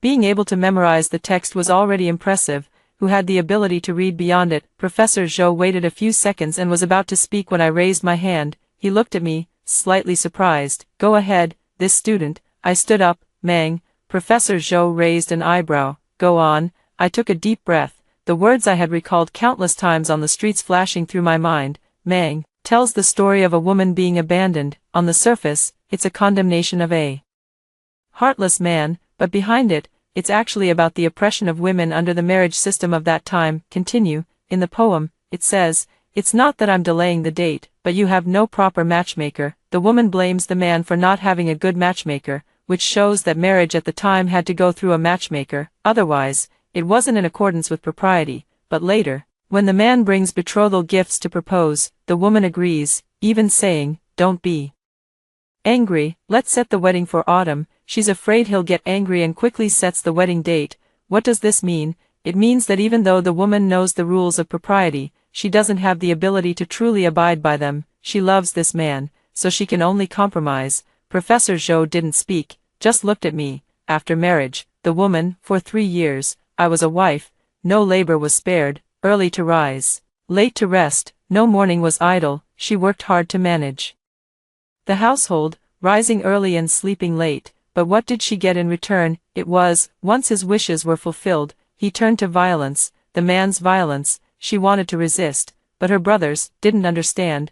They laughed at her. Not only did they not help her, they mocked her, because once she was married, she belonged to another family. Her natal family couldn't interfere, nor did they want to. In the end, she says, turning back, not thinking, let it be, that's all, forget it. Let it be. Many people read this and think she's resigned to her fate, but I don't think so. She's seen things clearly. She sees that under this system, no matter how much she struggles, it's useless. She can't change the system, so she can only change her own mindset. This isn't resignation, it's clarity. I finished speaking, and the classroom was so quiet you could hear the wind outside the window. Professor Zhou looked at me, his eyes bright behind his glasses. What's your name? Wang Xiaoqing. He nodded. Have you read the entire book of songs? I've read parts of it. I smiled. What you just said doesn't sound like something someone who's only read parts of it could say. Sit down. I sat down, and Su Qin beside me was looking at me with an expression as complicated as a spilled paint palette. I ignored her. Professor Zhou continued the lecture, but as he spoke, he kept glancing in my direction. When class ended, he packed up his lecture notes and suddenly called out to me, Wang Xiaoqing, stay for a moment. I stood up and walked toward the podium under the gaze of the entire class. Su Qin also stood up, wanting to say something, but I didn't give her the chance and walked away directly. Professor Zhou waited for me to approach, tucked his lecture notes under his arm, and asked, are you interested in the book of songs? Yes. Then, would you be interested in joining a reading group? It's a gathering of the graduate students I mentor every Friday afternoon to discuss some classics. Undergraduates rarely participate, but if you'd like to come, we can make an exception. I was taken aback. A reading group. In my past life, I had never heard of such a thing, or rather, in my past life, such opportunities never came my way. Is that okay? I asked. If I say it's okay, then it's okay. He paused. But there's one condition. For the next discussion, prepare a presentation. Just elaborate on what you said earlier, but go a bit deeper. Can you do that? I nodded. All right, he said, walking away. 3 o'clock in the afternoon, at the small conference room in the College of Liberal Arts. Don't be late. I watched his back disappear through the doorway, standing there, suddenly feeling like crying, not because I was moved, but because I finally understood one thing. In my past life, it wasn't that I had no opportunities, it was that I simply didn't know what opportunities looked like. They wear the most ordinary coats, hiding in the most inconspicuous corners. If you don't actively seek them out, they will never come looking for you. Xiaoqing. Su Qin ran over from behind, grabbing my arm. What did Professor Zhou want with you? I snapped back to reality and looked at her. Her eyes were curved, smiling sweetly and innocently. Nothing much, I said. He just asked if I had read the Book of Songs. Have you read it? A little. You're amazing, she said, shaking my arm. I couldn't understand that poem at all, and I was stunned by what you said earlier. How do you know so much? I smiled at her. Learned it in a dream. She punched me lightly. There you go again. We walked back to the dorm together. Along the way, she chattered non-stop about how difficult today's class was, how strict Professor Zhou was, and how nervous she was when I stood up earlier. I listened, occasionally responding, but my mind was elsewhere. Friday's reading group. Who will be there? Graduate students, probably some teachers too. They discuss classics. And there must be a lot of things I don't know. I need to learn to catch up on what I missed in my past life as quickly as possible. And one more thing, I remember a senior from my past life, 2 years ahead of us, who later became a legend in the industry. He was from the College of Liberal Arts, and I think he also participated in some reading group. I can't remember the exact details, but I know he wrote several books after graduation, each selling well, and he even appeared on TV. What was his name? Chen, something, I can't recall. Xiaoqing. Su Qin suddenly stopped. You're really strange today. I stopped too and looked at her. How am I strange? It's just, she tilted her head,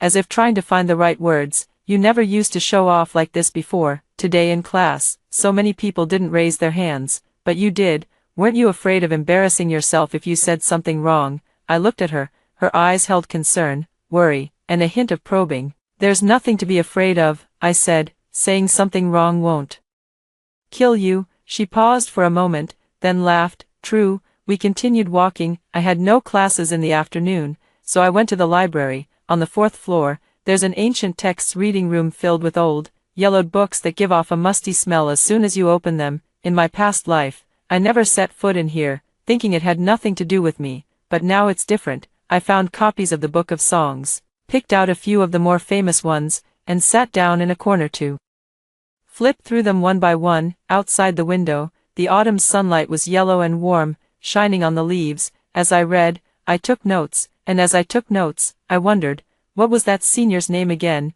I think his surname was Chen, and his name had the character for moon in it, or maybe his courtesy name was Moon. I can't quite remember, but I remember what he looked like in my past life. I saw him once on TV. He was wearing a white shirt and glasses, speaking slowly and elegantly, with great poise. The topic of that interview seemed to be about the modern value of traditional culture. He said a lot, and though I only half understood it, one sentence stuck with me. He said, reading isn't about being better than others, it's about making yourself unafraid. At the time, I was lying under a bridge, listening to his voice coming from my phone, and suddenly tears started streaming down my face. I wasn't unafraid. I was terrified. I was afraid of tomorrow, afraid of going hungry, afraid my mother would never wake up again. I was afraid of so many things, so many that I couldn't even cry. But now it's different. Now I'm reading too, not to be better than others, but to make myself unafraid. In the evening, as I was leaving the library, my phone rang.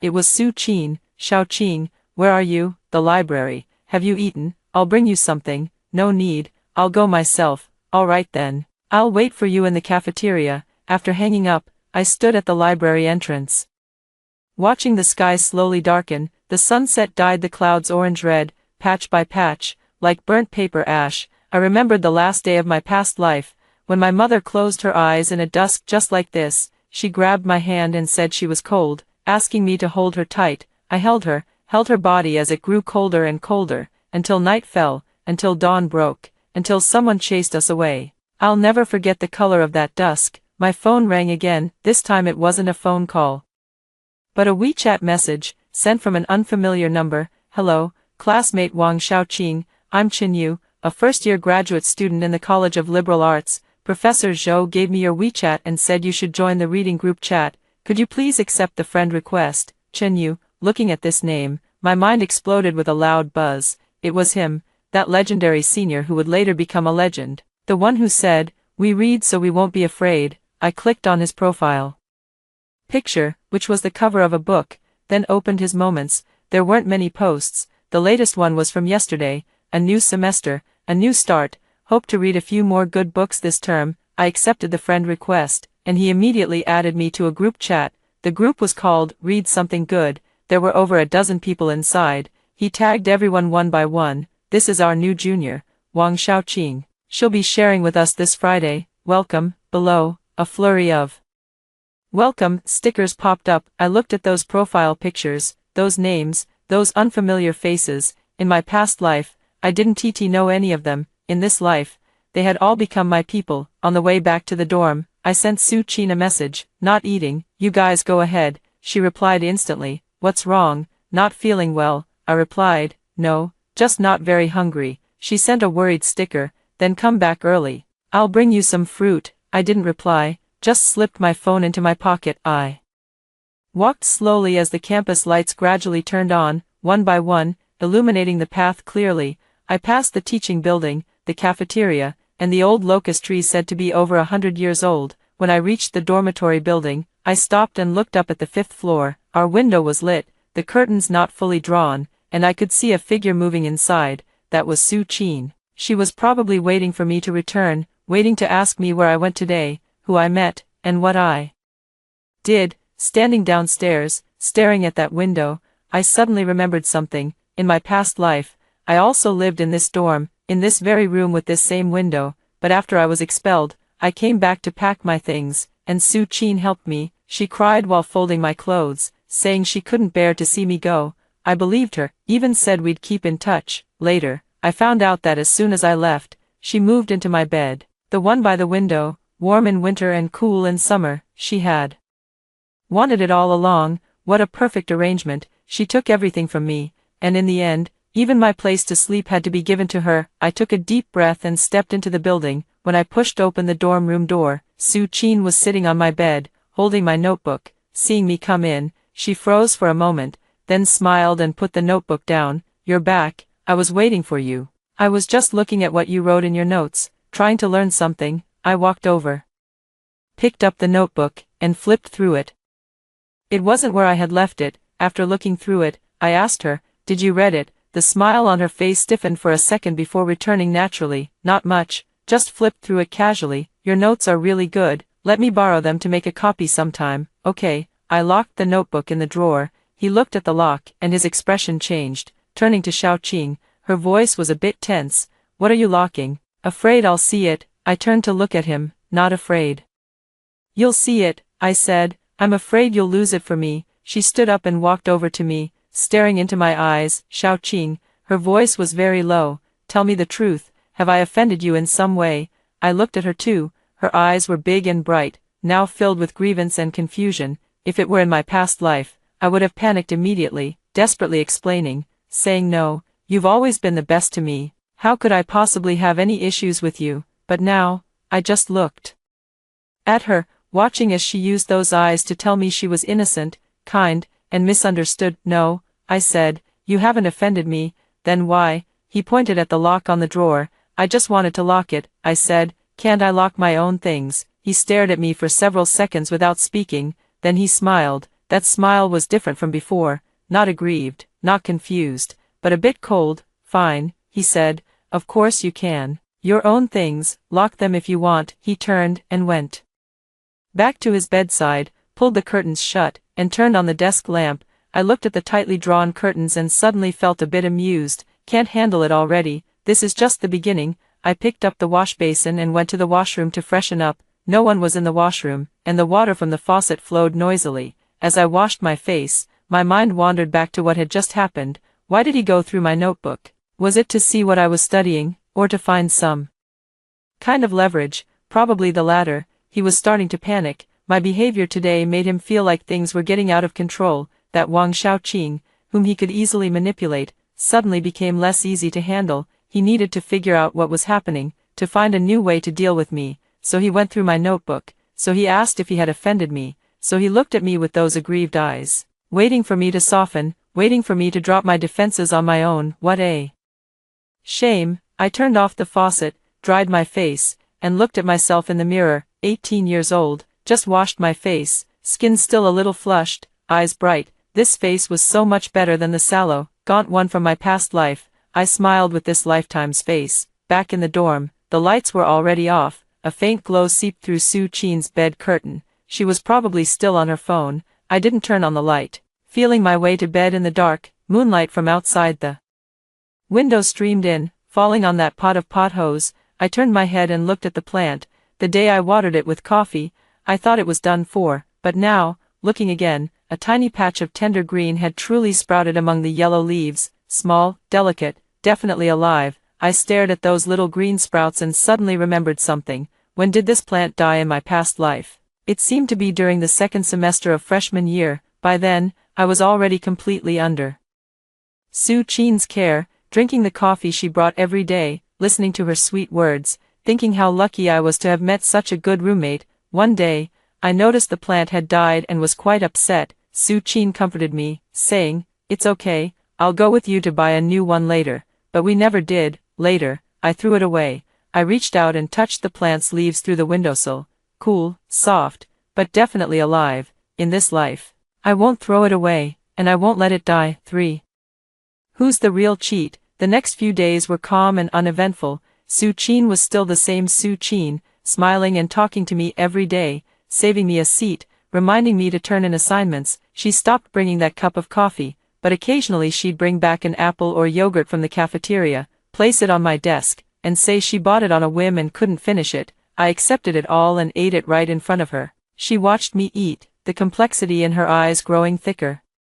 But I didn't care. I wanted her to see that I'd take all her little favors, but the door in my heart was already welded shut. On Thursday night after lights out, I lay in bed and heard movement from the opposite bunk, very faint, like something being opened and closed. I turned over and peeked through the curtain gap. A dim light seeped through Sue Chin's bed curtain, probably from her phone screen. The light flickered a few times, then went out. A few minutes later, I heard her footsteps, very light, heading toward the door. She opened it and went out. I glanced at the time, 1:20 a.m. Where could he be going at this hour? I lay still, continuing to wait. About 10 minutes later, the door opened again, and footsteps returned to the bed. The light inside the bed curtain flickered on once more, then went out, and everything fell silent again. I closed my eyes, making a mental note of this incident. The next day was Friday, and there was a reading group at 3 in the afternoon. I left the dormitory at 2. Sue Chin wasn't there when I left.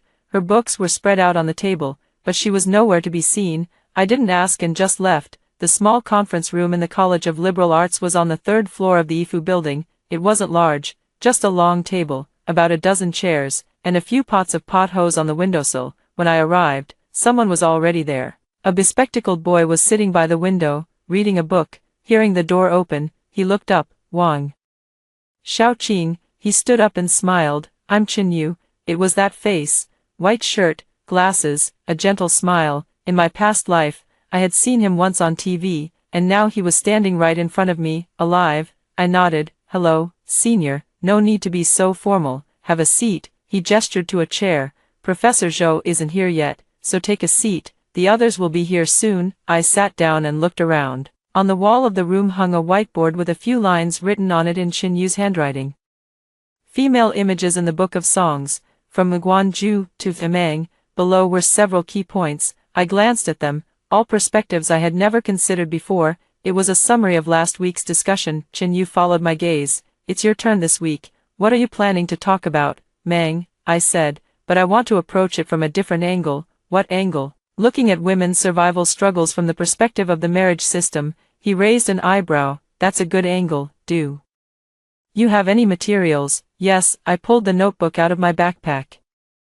I had looked up some information in the library over the past few days, but it might not be enough. He took it, flipped through it, looked up at me, and his expression seemed a little different. "Did you look all of this up?"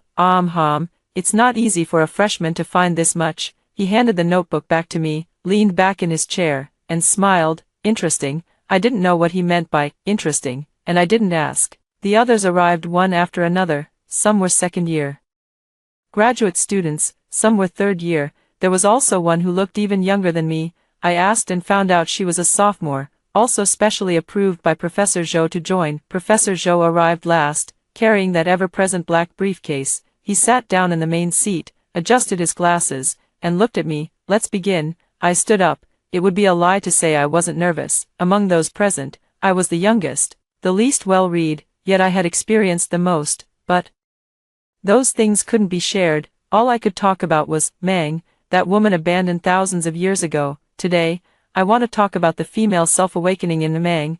I opened my notebook and took a deep breath. Many people read Mang and see a resentful woman who was abandoned, but I don't think this woman is complaining. She's reflecting. She goes through the entire marriage from beginning to end, not to vent her grievances, but to figure out one thing: where did she go wrong? At the beginning of the poem, Mang looked simple and honest, holding cloth to trade for silk. He didn't come to trade for silk, he came to court me. The man came smiling, holding cloth, not really to trade for silk, but to pursue her. She saw through it but didn't expose him. Why? Because she liked him too. I saw you across the Qi River, all the way to Duanqiu. She saw him off a long way, across the river, all the way to Duanqiu. This wasn't just seeing someone off, it was reluctance. It's not that I'm delaying, you haven't found a proper matchmaker, she told him. It's not that I'm stalling, it's that you haven't arranged for a proper matchmaker. This sounds like a refusal, but in reality, she was giving him a way forward. She wanted to marry him, but it had to be proper, with a matchmaker, a formal wedding. Later, when he came with betrothal gifts, she agreed. Don't be angry, let's set the wedding for autumn. She was even afraid he'd get angry, so she quickly set the wedding date. At this step, she had already begun to compromise. After marriage, for 3 years I was your wife. I toiled without rest. I rose early and went to bed late. Never a morning did I idle. How exhausted she made herself, rising early and working late, doing every kind of labor. But what did she get in return? Now that your heart is satisfied, you have become harsh and violent. Once he got what he wanted, he started beating her. And what about her brothers? My brothers do not understand.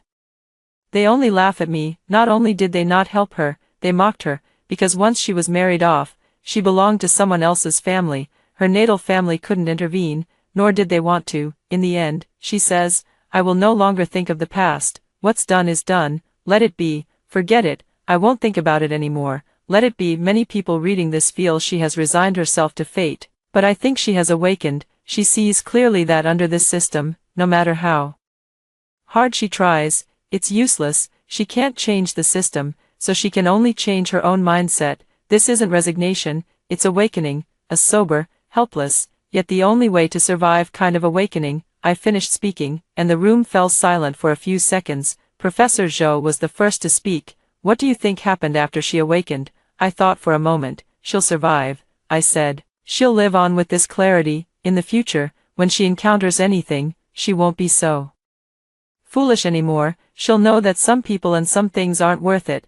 Professor Zhou nodded and said nothing more. Others began asking questions, discussing, and debating. Some said I was overinterpreting, some said my perspective was novel, and some said my conclusion was too pessimistic. We should recognize the spirit of resistance among women in difficult situations. I listened, took notes, and occasionally responded. Chin, you didn't speak the whole time, just sat by the window, chin in hand, watching me. The discussion lasted over 2 hours. When it ended, Professor Zhou stood up and patted my shoulder. Well done, he said. Continue next week. I was taken aback. How could I just do one session and then run? He smiled and said, go back and prepare for the next session on ancient style. I nodded, feeling a strange sensation welling up inside me, a sense of being recognized. I never had this feeling in my past life. During my year in college, I lived like a shadow, sitting in the corner during class, going straight back to the dorm after, never participating in any activities.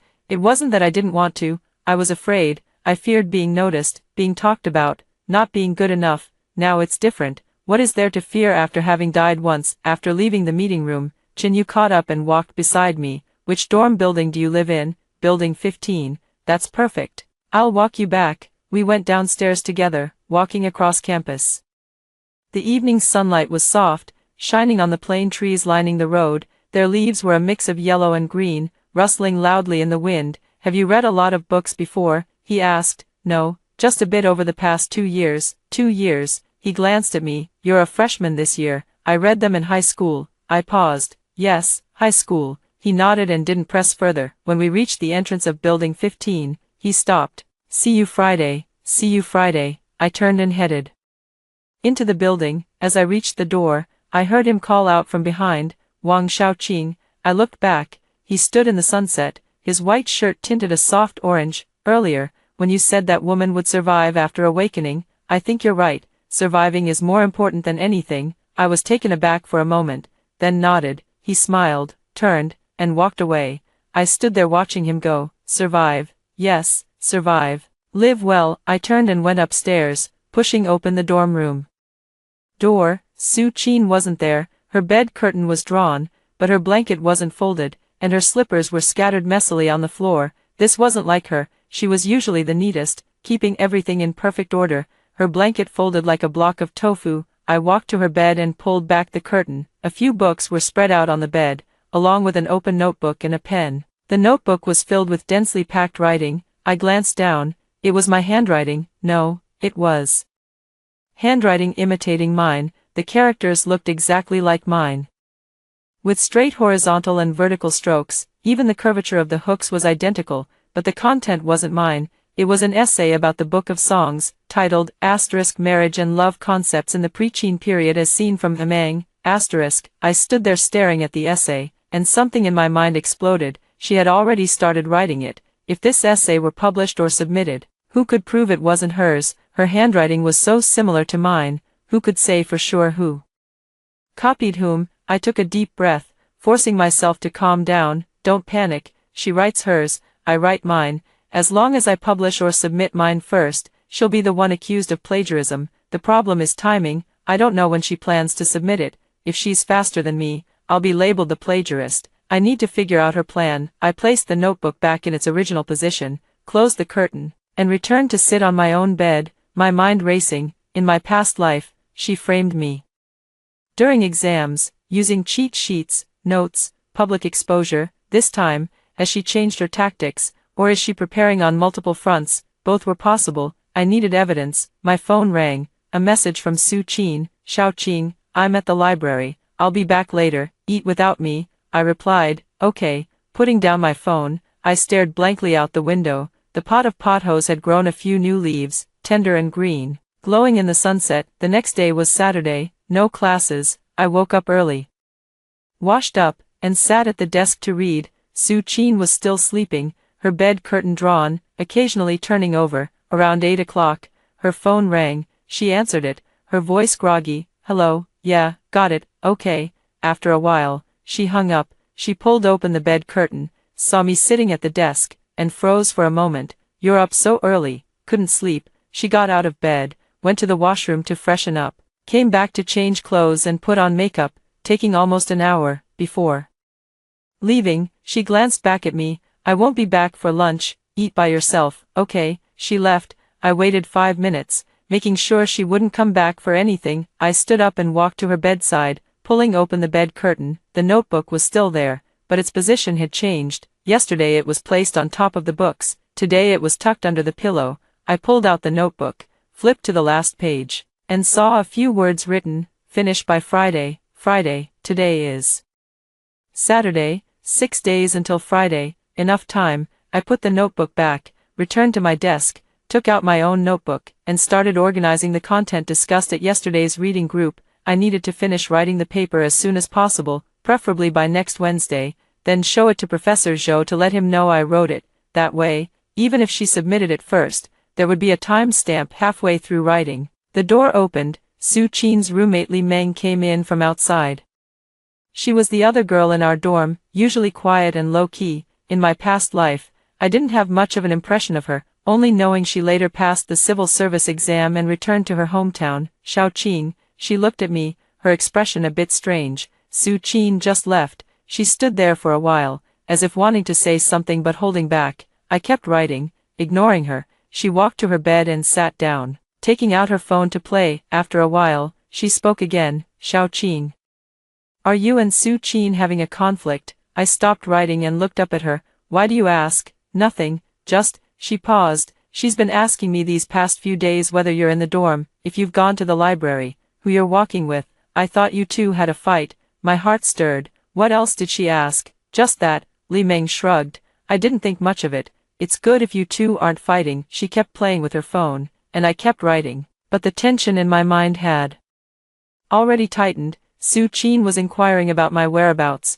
Why? Was she afraid I'd cause trouble, or was she looking for an opportunity to strike? Whichever it was, it meant one thing: she was getting anxious. When someone gets anxious, they make mistakes. What I needed to do was wait and watch for her to slip up. On Tuesday afternoon, I finished the first draft of my paper, over 5,000 words, starting from the female image in Mang, to analyze the marriage system and social concepts of the pre-Qin period. I listed more than a dozen references, including books borrowed from the library and materials found online. I sent a message to Professor Zhou, asking if he could take a look. He replied instantly, "Send it over." I sent the document and waited. After nearly 2 hours, he replied, "Well written, but there are a few areas that need revision. Come to my office tomorrow afternoon, and I'll discuss it with you in person." Looking at that line of text, a weight lifted from my heart. With Professor Zhou overseeing it, this paper officially had its birth certificate, and Su Qin wouldn't be able to copy it anymore. The next afternoon, I went to Professor Zhou's office. He had printed out my paper, densely annotated in red ink. He went through it point by point, explaining where the arguments were insufficient, where the materials lacked solidity, and where there were logical gaps. As I listened and took notes, I suddenly remembered my past life. What was I doing at this time? In my past life, probably lying in the dorm, scrolling through my phone, waiting for Su Qin to bring me food, papers, and exams, never thinking about the future. Back then, I thought there was plenty of time. Now I know time is short, and every minute is valuable. When I left the office, it was already dark. I headed back to the dorm. As I reached the entrance, I saw a familiar figure standing at the door, Su Qin. She spotted me and quickly walked over. "Xiao Qing, where have you been?" "I've been looking for you for a while." "Professor Zhou's office," I said. He was revising my paper. Her expression shifted slightly, but she quickly smiled again. "Paper? What paper?" "The one on Meng, from the last reading group. Professor Zhou asked me to write it into an article, saying it could be submitted to the school journal." Her smile froze for a moment. "Right, when should I submit it?" "Submit it as soon as you finish revising." She nodded and didn't ask any more questions. We went upstairs together and returned to the dormitory together. She didn't speak the whole way, and neither did I. After the lights went out at night, I lay in bed and heard movement from the opposite bed. After a while, the door opened, and footsteps went out. 1:20 a.m. This time again, I lay still and continued to wait. This time she was gone for a long time. It was almost 2 o'clock when the door opened again. Footsteps returned to the bed. A light flickered inside the bed curtain, then went out. When I woke up the next morning, she was already up, sitting at the desk applying makeup in front of the mirror. Seeing that I was awake, she turned around and smiled. "Awake? I bought breakfast. It's on the table." I sat up and glanced over. 2 steamed buns and a cup of soy milk on the table. "Thank you." "You're welcome." She continued with her makeup. "By the way, Xiao Qing, can you show me your paper when you finish it? I'd like to learn from it too." I looked at her back, her face reflected in the mirror as she carefully drew her eyebrows, her expression focused. "Sure," I said, "I'll show it to you when it's done." She smiled and didn't say anything more. After breakfast, I went out to the library. When I reached downstairs, my phone rang. It was a message from Qinyu. "I heard Professor Zhou is very satisfied with your paper." "How do you know?" "He told me, at the noon reading group. You can share this paper with everyone." "Okay, right. There's something I wanted to ask you. Have you been having any trouble lately? Do you need help?" I stared at the message for a moment, taken aback. How did he know? I replied, saying it was nothing. He responded, "All right then, let me know if you need anything." I slipped my phone into my pocket and headed toward the library. Halfway there, I suddenly stopped. Wait, how did he know I was in trouble, unless he saw something or heard something? I stood there for a moment before continuing on my way. On Thursday night, I finished revising my paper, printed it out, and prepared to bring it to the book club on Friday. After the lights went out, I lay in bed, unable to sleep, waiting for 1:20 a.m. Sure enough, there was movement from the opposite bed again. Su Qin got out of bed, opened the door, and left. I waited a few seconds, then got up, put on my jacket, and gently pulled the door open. The hallway was empty, with only the light from the emergency exit at the far end glowing. I walked over, pushed open the emergency door, and heard footsteps echoing in the stairwell, heading downward. I followed, and the footsteps stopped on the 3rd floor, followed by the sound of a door opening.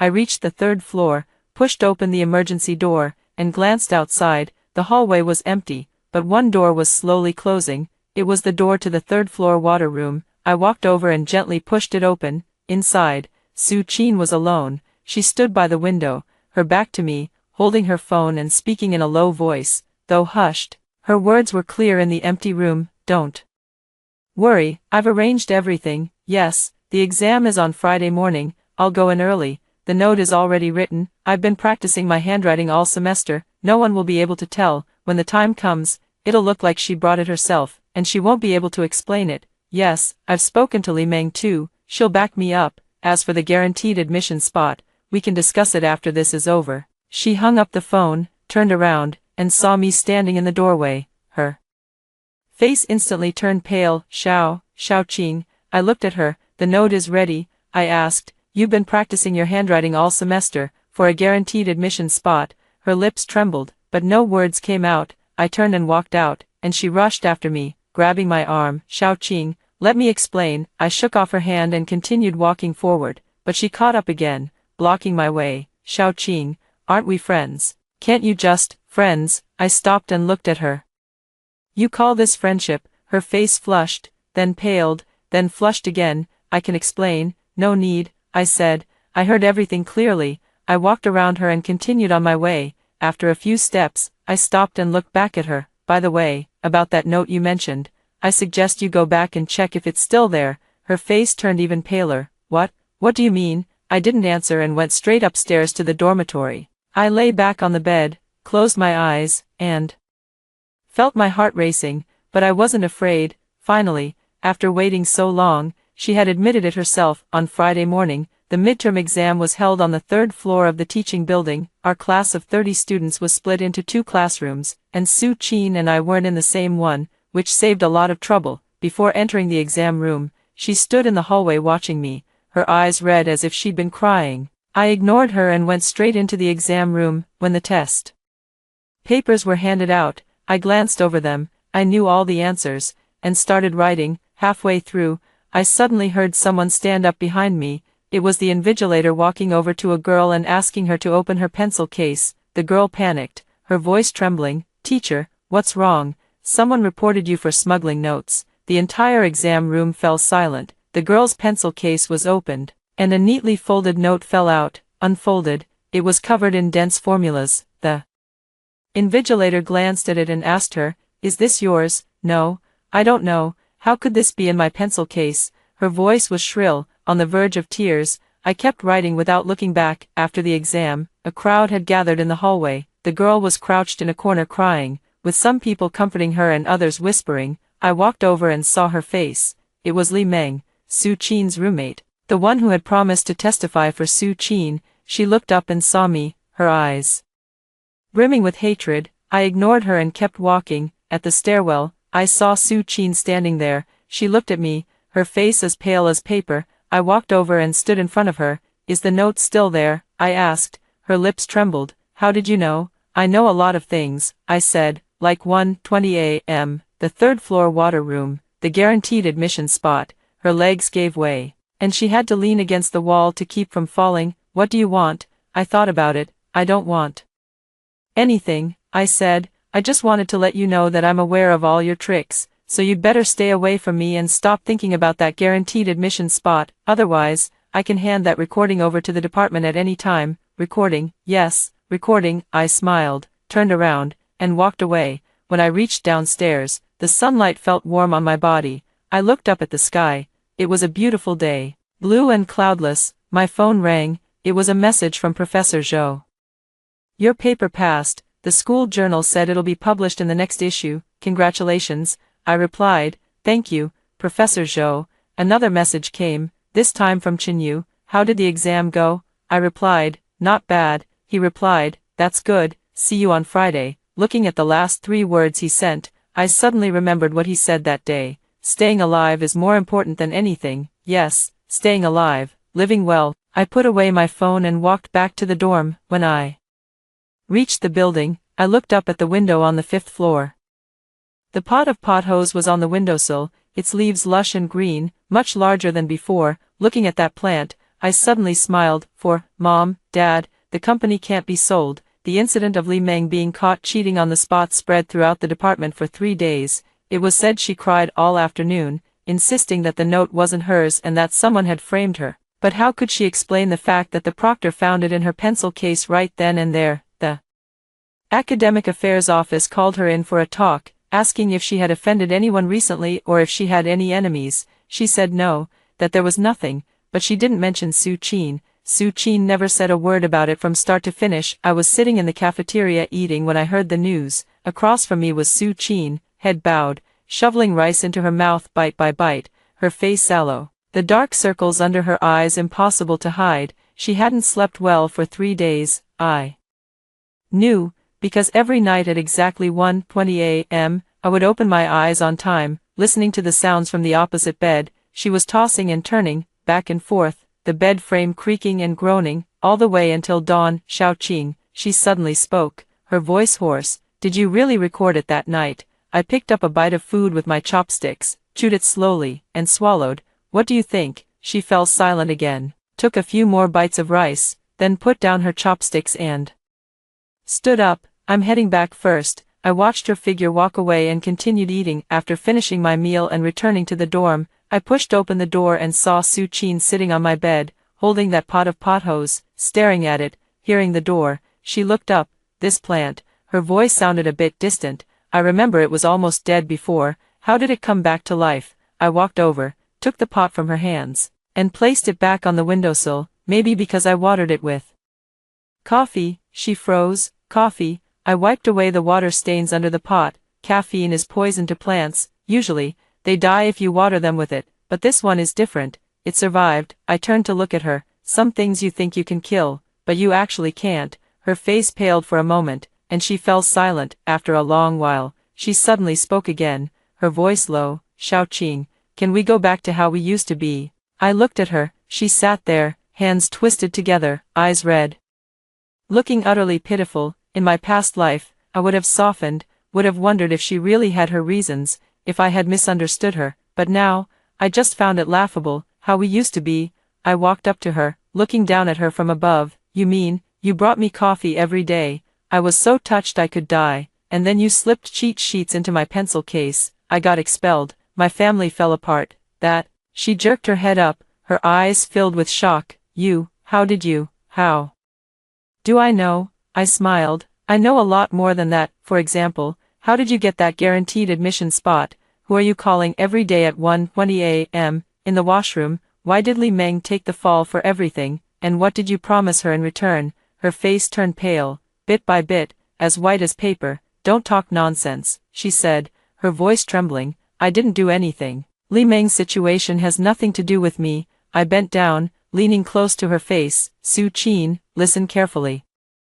I have that recording, and I can play it for you any time you want to hear it, but for now, get the hell away from me. Don't let me see you sitting on my bed again, don't touch my things, and don't talk to me, understood? Tears fell from her eyes, rolling down her cheeks one by one. Xiaoqing, I'll really go. She stood up, covered her face, and ran out. I stood by the window, watching as the sky outside grew overcast, the clouds thick and heavy, as if rain was about to fall. My phone rang.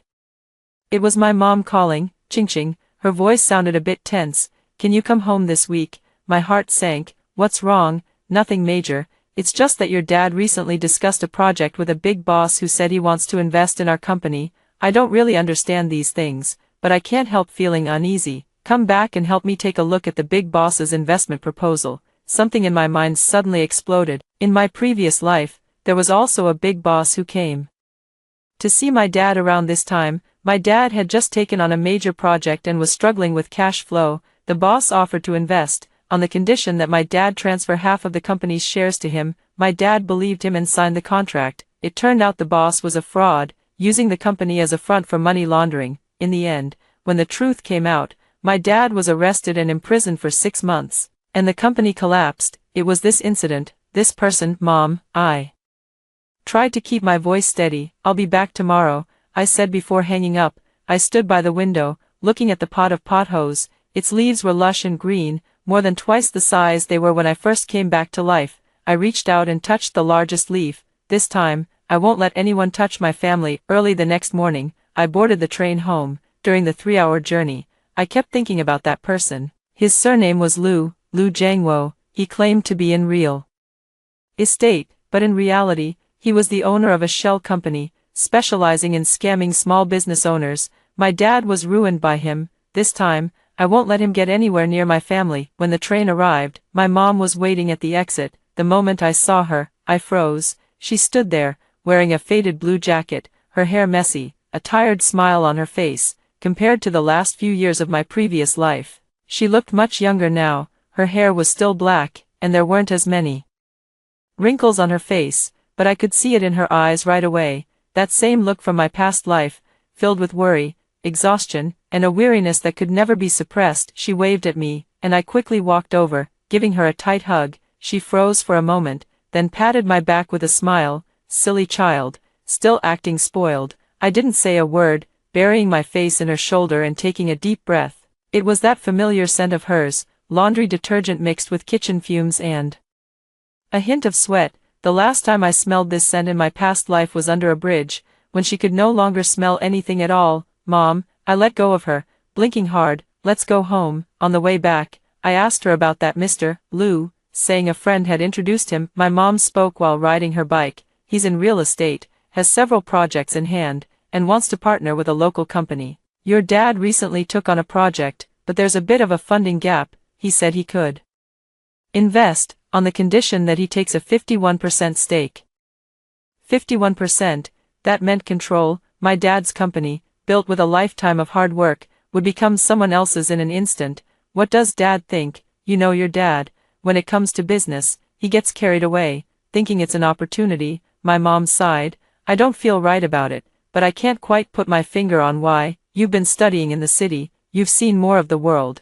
Help me talk some sense into him. I nodded, saying nothing more. By the time we got home, it was already dark. My dad was sitting in the living room, a document spread out on the coffee table. He was wearing his reading glasses, going over it word by word. Hearing the door open, he looked up and froze when he saw me. Ching, what are you doing back? Mom asked me to come back. I changed my shoes and walked in. Dad, let me see that document. He handed it to me, a hint of pride on his face. Your dad has really met a benefactor this time, that Mr. Lu. He's truly a man of great ability. You have no idea, he has several projects in the provincial capital. I took the document and flipped through it page by page. It was exactly the same as the one I'd seen in my past life. Investment agreement, equity transfer, additional clauses. The clauses hid traps, the transfer concealed tricks. The words were dense and intricate, impossible for an ordinary person to spot the issues. But I knew, because after my dad signed it in my past life, those traps exploded one by one, shattering our family to pieces. Dad, I put down the document. How many times have you met this Mr. Lu? 3 or 4 times. Why, have you ever visited his company in person? My dad paused for a moment. No, I haven't. Such a big boss. Would he really deceive our small company? I looked at him sitting there, his hair already graying, the wrinkles on his face slightly shallower than in my memory. But that stubborn streak hadn't changed at all. In my past life, he trusted people just like this.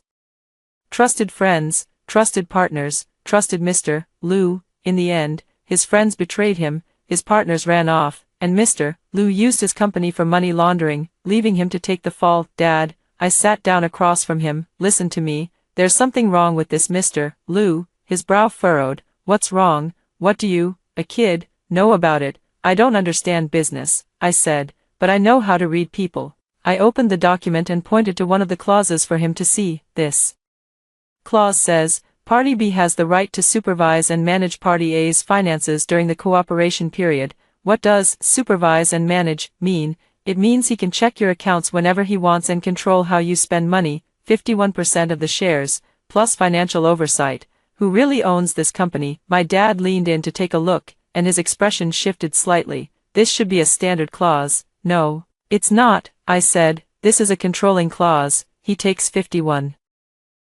of your shares, then takes financial oversight, and you, as the legal representative, become a figurehead. From then on, you won't be able to control anything he does. If he takes out loans in the company's name, you'll have to repay them. If he uses the company as collateral, you'll be responsible. If he does something illegal, you'll be the first one arrested." My dad fell silent. My mom whispered from the side, "I told you there was something wrong, but you wouldn't listen." My dad shot her a glare but didn't argue.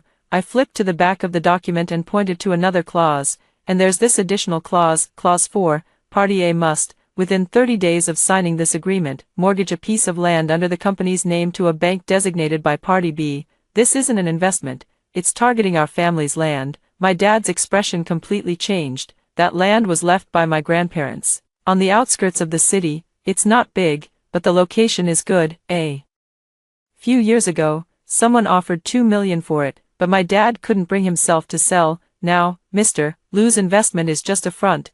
What he really wants is that land. He told me he wanted to expand the business and needed funds for cash flow. "Expand the business by mortgaging your land," I said. "If he really had the money, why wouldn't he use his own assets as collateral?" My dad sat there, not saying a word for a long time. I knew what he was thinking. He wasn't stupid, he just wanted too badly to grow the company, too eager to seize something that looked like an opportunity. That's how it was in my past life. He took one wrong step, and every step after that went wrong, dragging the whole family into a pit. But not this time, Dad. I closed the file. "If you really want to find an investor, I'll go with you to check everything out, to the business registry, the tax office, to see his company, to ask about his projects. Signing without checking anything thoroughly isn't doing business, it's handing your neck to someone else." My dad looked up at me, his expression complicated. "When did you learn all this?" I smiled. "People who've been burned always learn their lesson." My mom stood up and said she was going to cook. My dad leaned back on the sofa, took off his reading glasses, and rubbed his eyes. Watching him, I suddenly felt a pang of sadness. He was getting old. In this life, he was younger than in my past life. But that same weariness was there, for this family, for me. He had struggled his whole life, only to end up with nothing and even take the blame for others. This time, I won't let anyone touch him. During dinner, my dad didn't say much. My mom kept putting food in my bowl, saying I'd lost weight, that the school food wasn't good, that I should call ahead next time I came home so she could make me something delicious. I ate and responded, but my mind was elsewhere. Lu Jiangwo didn't succeed this time, and he won't just let it go. He'll definitely find another way, another excuse. I need to make my dad see things clearly once and for all. "Dad," I put down my chopsticks, "how has your company been doing lately?" He was taken aback, not expecting me to ask. "It's okay, but collections are slow, and funds are a bit tight. Have you thought about transitioning in the future?" "Transition to what?" I thought for a moment, organizing my words. "Our teacher mentioned that many traditional industries are moving online these days. For example, in construction, you could create a platform that integrates design, construction, and materials. Or in trade, you could start an e-commerce business, dealing directly with customers without going through middlemen." My dad looked at me, his expression a bit complicated. "Did your teacher really talk about all this?" He fell silent for a while, then suddenly smiled. "Well, going to college really changes you. These are things I don't understand, but you're talking about them like an expert." I smiled too. "I just learned about it, so I might not be entirely right."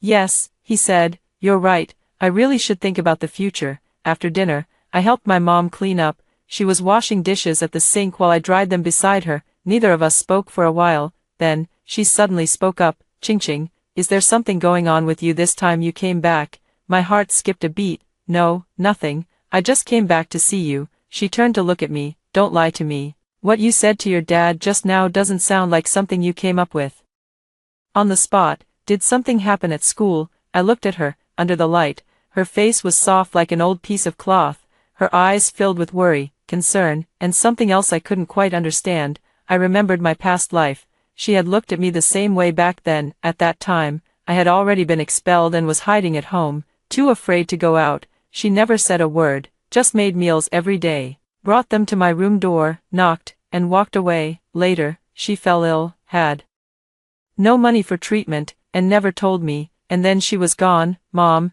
I put down the bowl in my hands and hugged her. "I'm fine, really, I just missed you." She was stunned for a moment, then gently patted my back. Silly child, if you miss me, just come home, I'll make you something delicious. I buried my face in her shoulder, squeezing my eyes shut tightly, but the tears still flowed out. That night, I slept in my old room. The bed was still the same bed, the quilt was still the same quilt, even the pillow was in the same spot. Posters from my high school days were still stuck on the wall, and the desk lamp I used to use sat on the desk. I lay in bed staring at the ceiling when my phone rang. It was a message from Chinyu.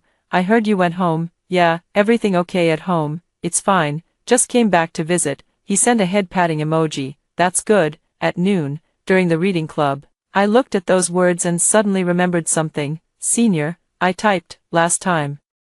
You asked if I was in trouble. How did you know? After a while, he replied, because every time you come to the reading club, it's like you're going into battle. That kind of fire in your eyes, that sharpness in your words, it doesn't come from reading books, it comes from being worn down by something. I stared at those words, stunned, fire in my eyes.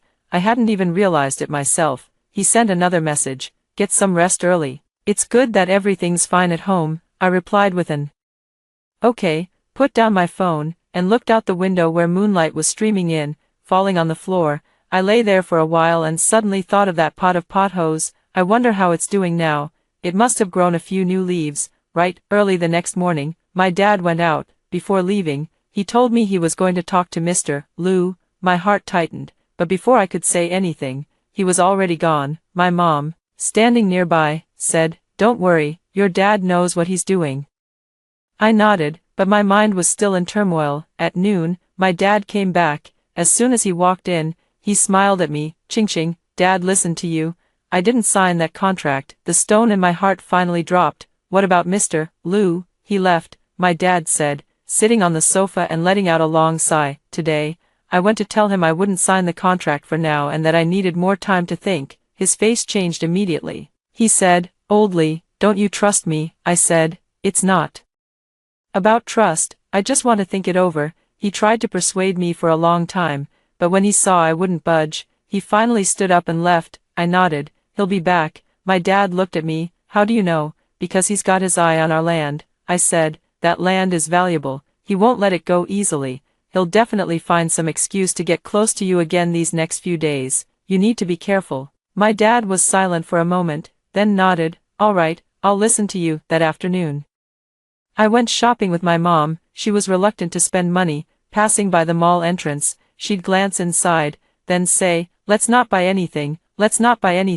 I dragged her in anyway and bought her a new coat, light gray. She looked really good in it. She kept looking at herself in the mirror, muttering, too expensive, but her face was smiling like a flower. I watched her smile and smiled myself. In her last few years, she never even bought a new piece of clothing.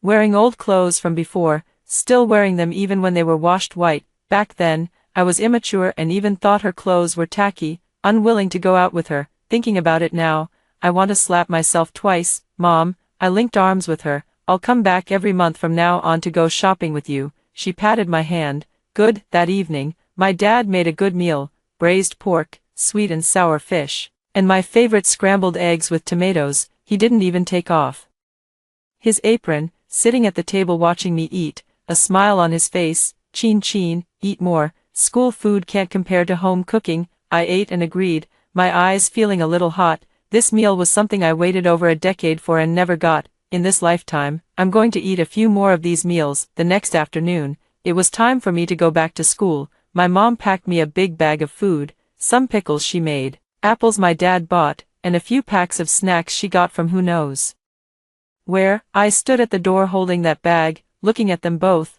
Mom, Dad, I'm leaving, be careful on the road. My mom held my hand. Call when you get there, okay? Do you have enough money? If not, Mom can give you a bit more. I do? I have enough. All right then, hurry up, don't miss the bus. I nodded, turned around, and walked a few steps before glancing back. The two of them stood side by side at the door, waving at me. The setting sun shone on them, stretching their shadows long and thin.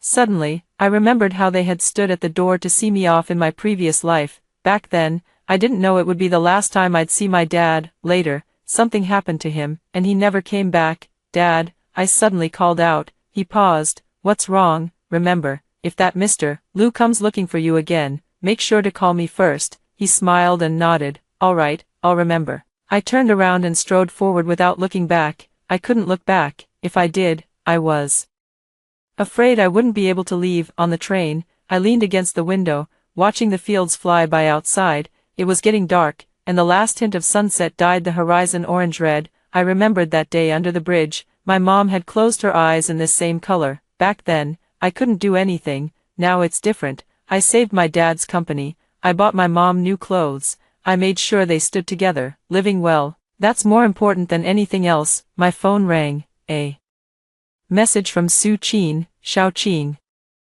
"When are you coming back?" I smiled at the message and replied, "Tomorrow." She responded instantly, "I'll pick you up." I typed back 2 words, "No need." Tucking my phone into my pocket, I continued gazing out the window. It was dark now, and distant villages lit up with scattered lights, like stars sprinkled on the ground. Suddenly, I thought of that pot of pothos. I wondered how it was doing now.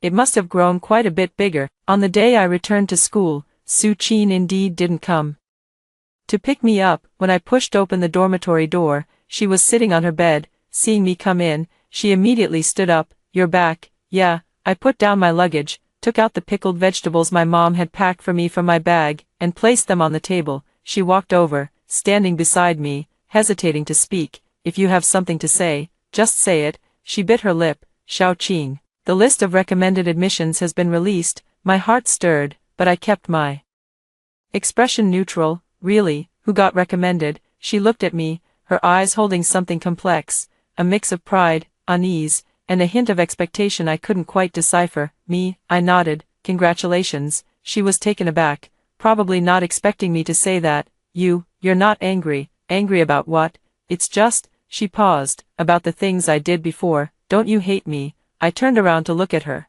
She stood by the window, sunlight streaming in from behind her, casting her face in a somewhat blurry light, but I could still see what was in her eyes. It was a cautious probing, as if confirming whether her victory was truly secure. "I hate you," I said, "but congratulating you is a separate matter." She opened her mouth but said nothing. I picked up my wash basin and went to the washroom to freshen up. The washroom was empty, the water from the faucet gushing loudly. As I washed my face, my mind wandered back to what had just happened. The list of recommended admissions had been released, and she was on it. In my past life, around this time, she had been recommended to that school everyone wanted to attend. She posted a moment on social media with the caption, "A new beginning, thanks to everyone who has been with me along the way." Back then, I was crouched on a street corner, staring at that post, feeling as if I had been buried alive. In the following days, Su Qin was very busy, handling procedures, hosting celebratory meals, posting on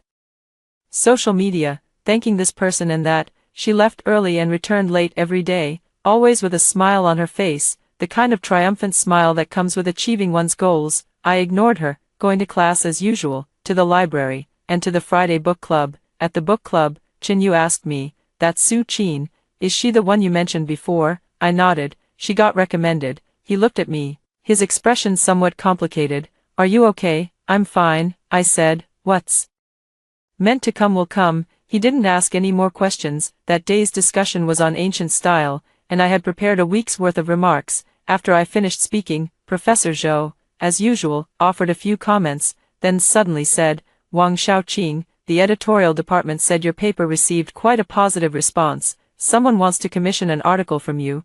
I was taken aback. "Commission an article?" "Yes, the editor-in-chief of a magazine that specializes in publishing such articles is a friend of mine. He read your piece and thought it was well written, so he wants you to write another one." I nodded. "Okay." After leaving the conference room, Yu caught up with me. "Congratulations." "Congratulations. What commission?" He smiled. "That's a proper academic journal. Not many undergraduates get published there." I smiled back. "Luck?" "Not luck," he said. "It's skill." We walked side by side across campus, the streetlights casting long shadows.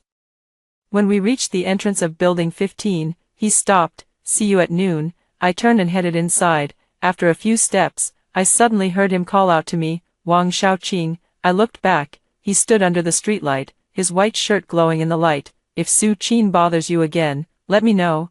I was stunned. "Let you know? What can you do?" He smiled. "I have my ways." I didn't ask further and turned to go upstairs, back in the dorm. Su Qin wasn't there, her bed was empty, half of her belongings neatly packed, a suitcase standing in the corner. After completing the admission procedures, she would be moving out soon. Looking at that suitcase, I suddenly remembered my past life. In my past life, on the day she moved out, I helped her pack and walked her downstairs. She hugged me and cried, saying she couldn't bear to leave. I told her we'd keep in touch, and I believed it, moved to tears. Later, I found out she moved out because the school she was admitted to had arranged a dormitory for her. Meanwhile, I was still worrying about final exams, still anxious about whether I'd pass. She was running ahead, and I was chasing behind, never catching up. No, it wasn't that I couldn't catch up, I never even tried. I thought friends didn't need to chase each other. I thought her kindness was genuine. I thought the world was fair.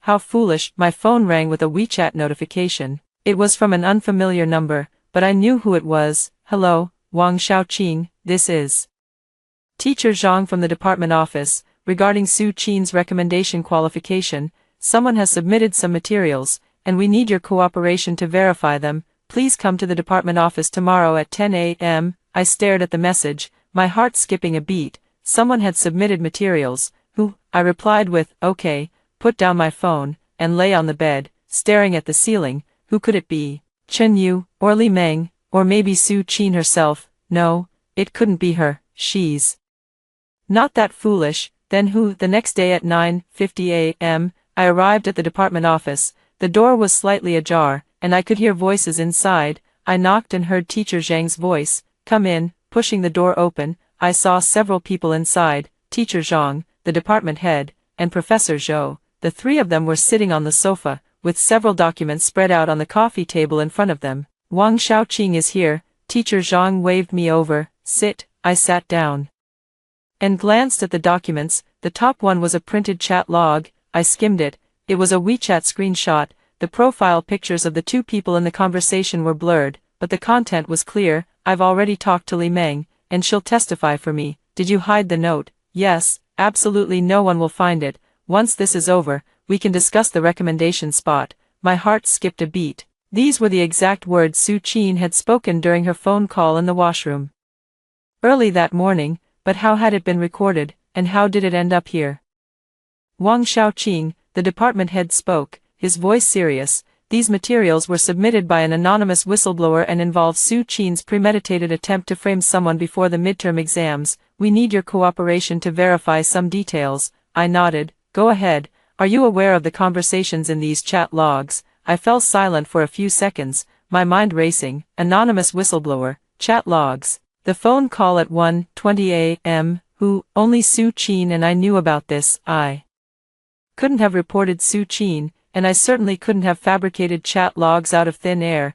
Then who else? Unless someone else had overheard it that night besides me. Wang Xiaoqing, I snapped back to attention. I'm aware, I said. That night, I was outside the washroom and heard Su Qin's phone call with my own ears. The department head and Teacher Zhang exchanged a glance. Professor Zhou sat silently beside them, watching me the whole time, his eyes holding something I couldn't decipher. Can you describe the situation in detail? I began recounting everything, from waking up early that morning, to following Su Qin downstairs, to pushing open the door of the third-floor washroom, to the words she spoke on the phone. I repeated it all, word for word, exactly as it happened. After I finished, the room fell silent for a long time. The department head took off his glasses and rubbed his eyes. Why didn't you report this at the time? I looked at him. Because I had no evidence, I said. I carefully examined those screenshots, the tone of the conversation, the choice of words, even the punctuation habits,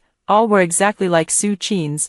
It was her, I said. I'm sure. The department head didn't say anything more, and Teacher Zhang collected the documents, looking at me. Wang Xiaoqing, thank you for your cooperation. Regarding today's matter, please do not disclose it to anyone until the investigation results are out. I nodded, stood up, and walked out. Just as I reached the door, Professor Zhou suddenly called out to me, Wang Xiaoqing. I turned around, and he was sitting on the sofa, looking at me, his eyes bright behind his glasses. It's fine now, go ahead. I pulled the door open and walked out into the empty hallway. Sunlight streamed in through the windows, falling on the floor. I stood there, taking a deep breath. Who was it? Who on earth was it? In the afternoon, the answer came. I received a WeChat message from Chinyu. Are you free tonight? Let me treat you to dinner. Looking at those words, I suddenly understood something. 6 o'clock in the evening, at the small restaurant near the school's back gate, Chinyu was sitting by the window, 2 cups of tea placed in front of him. Seeing me come in, he stood up and smiled. You're here, have a seat. I sat down and looked at him. Was it you? He didn't deny it. It was me. How did you know? He picked up his teacup and took a sip. That day, someone in your dorm was making a phone call in the washroom, and I happened to be there too. I was stunned. What were you doing in our dorm building? Looking for a junior, he said. He lives on the 3rd floor. As I was leaving, I passed by the washroom and heard someone inside on the phone, saying things that didn't sound right, so I recorded it. I looked at him, not knowing what to say. I was silent for a moment. Thank you, you're welcome, he said. I didn't do it for you. I was taken aback. Then why? He looked out the window and fell silent for a few seconds. I had a friend once who was harmed in the same way. The guaranteed admission spot, the cheat sheet, exactly the same trick. She wasn't as lucky as you. She didn't make it through. His voice was calm, but I saw something in his eyes, a wound from long ago, scarred over but not fully healed. So you helped me because of that. You could say that. He turned back to look at me. It's also a way for me to make peace with myself. I didn't know what to say. The food arrived, and he urged me to eat. I picked up my chopsticks, took a bite, and as I ate, something suddenly occurred to me. How did you get those chat records? He glanced at me. Li Meng gave them to me. I paused with my chopsticks. Li Meng, yes. He took a bite of food. After she was caught with the cheat sheet, she knew Su Qin had sold her out. Later, I went to find her, played her the recording, and she told me everything. Those chat records were saved on her phone. I put down my chopsticks and leaned back in my chair. Li Meng, that quiet, low-profile girl, the roommate Su Qin had used as a pawn and who ended up taking the fall for everything, had actually turned against her. Wasn't she afraid of getting implicated? She was already implicated, Chinyu said. She took the punishment for the cheat sheet, but compared to what Su Qin did, her mistake was nothing. Making up for it might even lighten her sentence. I nodded and didn't say anything more. After the meal, he walked me back to the dorm. When we reached the building, he stopped. See you on Friday. See you on Friday. I turned to go inside, but after a few steps, I suddenly looked back. Senior, he stood under the streetlight and turned to look at me. What happened to your friend later? He was silent for a moment. She dropped out. I heard she went south after that, and we never contacted each other again. I nodded. I hope she's doing well now. He smiled slightly. She will be. I turned and went upstairs. 3 days later, Su Qin's guaranteed admission qualification was revoked. The news was announced by teacher Zhang during a department meeting, citing academic misconduct and the submission of false materials during the qualification review process. The specifics weren't disclosed, but everyone knew what had happened. That afternoon, when I returned to the dorm, Su Qin was sitting on her bed, her suitcase sprawled open on the floor, clothes haphazardly stuffed inside. Seeing me enter, she looked up, her eyes swollen and red, tear stains on her face, her hair a tangled mess. She looked like a madwoman. Are you satisfied now? Her voice was hoarse, like sandpaper scraping against glass. I stood at the door, watching her. Satisfied with what? Don't play dumb. She stood up and took a step toward me. It was you, wasn't it? You reported me, didn't you? I didn't say a word. How dare you? Her voice suddenly rose sharply. I worked so hard for so long. Do you think it was easy for me? How dare you ruin me? I looked at her twisted face, those fiery eyes, the person who once smiled so innocently, so guilelessly. Was it easy for you? I spoke, my voice calm. Bringing me a cup of coffee every day. Was that easy for you? Practicing with my notes for a whole semester. Was that easy for you? Letting Li Meng take the fall for you. Was that easy for you? Climbing up by stepping on my head. Was that easy for you? She froze. Do you know how I died in my past life? Her face changed. Past life. I ignored her and continued. I was expelled. My dad died in a car accident. My mom died of illness. I was squatting under a bridge, looking at your social media posts, watching you smile, watching you shine so brightly. You think you had it easy. What about me? Was it easy for me? You? What are you talking about? I walked up to her, looking down at her from above. Su Qin, you know, I could have let it go. I could have ignored your little tricks and just lived my own life.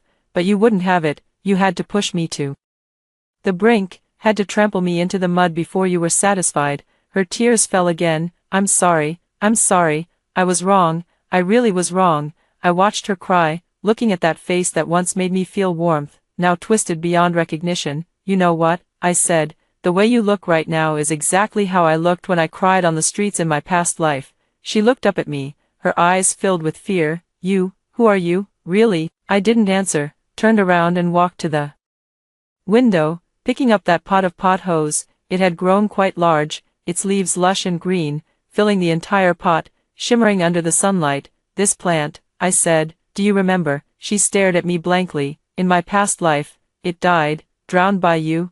I placed the pot back on the windowsill. This time, it lived. I turned to look at her. Su Chin, I won't forgive you, but I won't kill you either. You'll live well, and watch how I live better than you. That's the greatest revenge. She opened her mouth but said nothing. I picked up my backpack, pulled open the door, and walked out. The hallway was quiet, sunlight streaming in through the windows, falling on the floor. I walked forward, 1 step, 2 steps, 3 steps, without looking back. A week later, Su Chin moved out. On the day she left, I wasn't in the dorm. I had gone to a book club. When I returned, her bed was empty, leaving only the bare mattress. A few scraps of paper lay on the floor, probably dropped while packing. Li Meng also moved out, switching to another dorm. I heard her punishment wasn't revoked, but it wasn't escalated either. Before she left, she came to see me once and said sorry. I didn't say anything, and she left. The dorm was left with just me, 4 beds, 4 desks,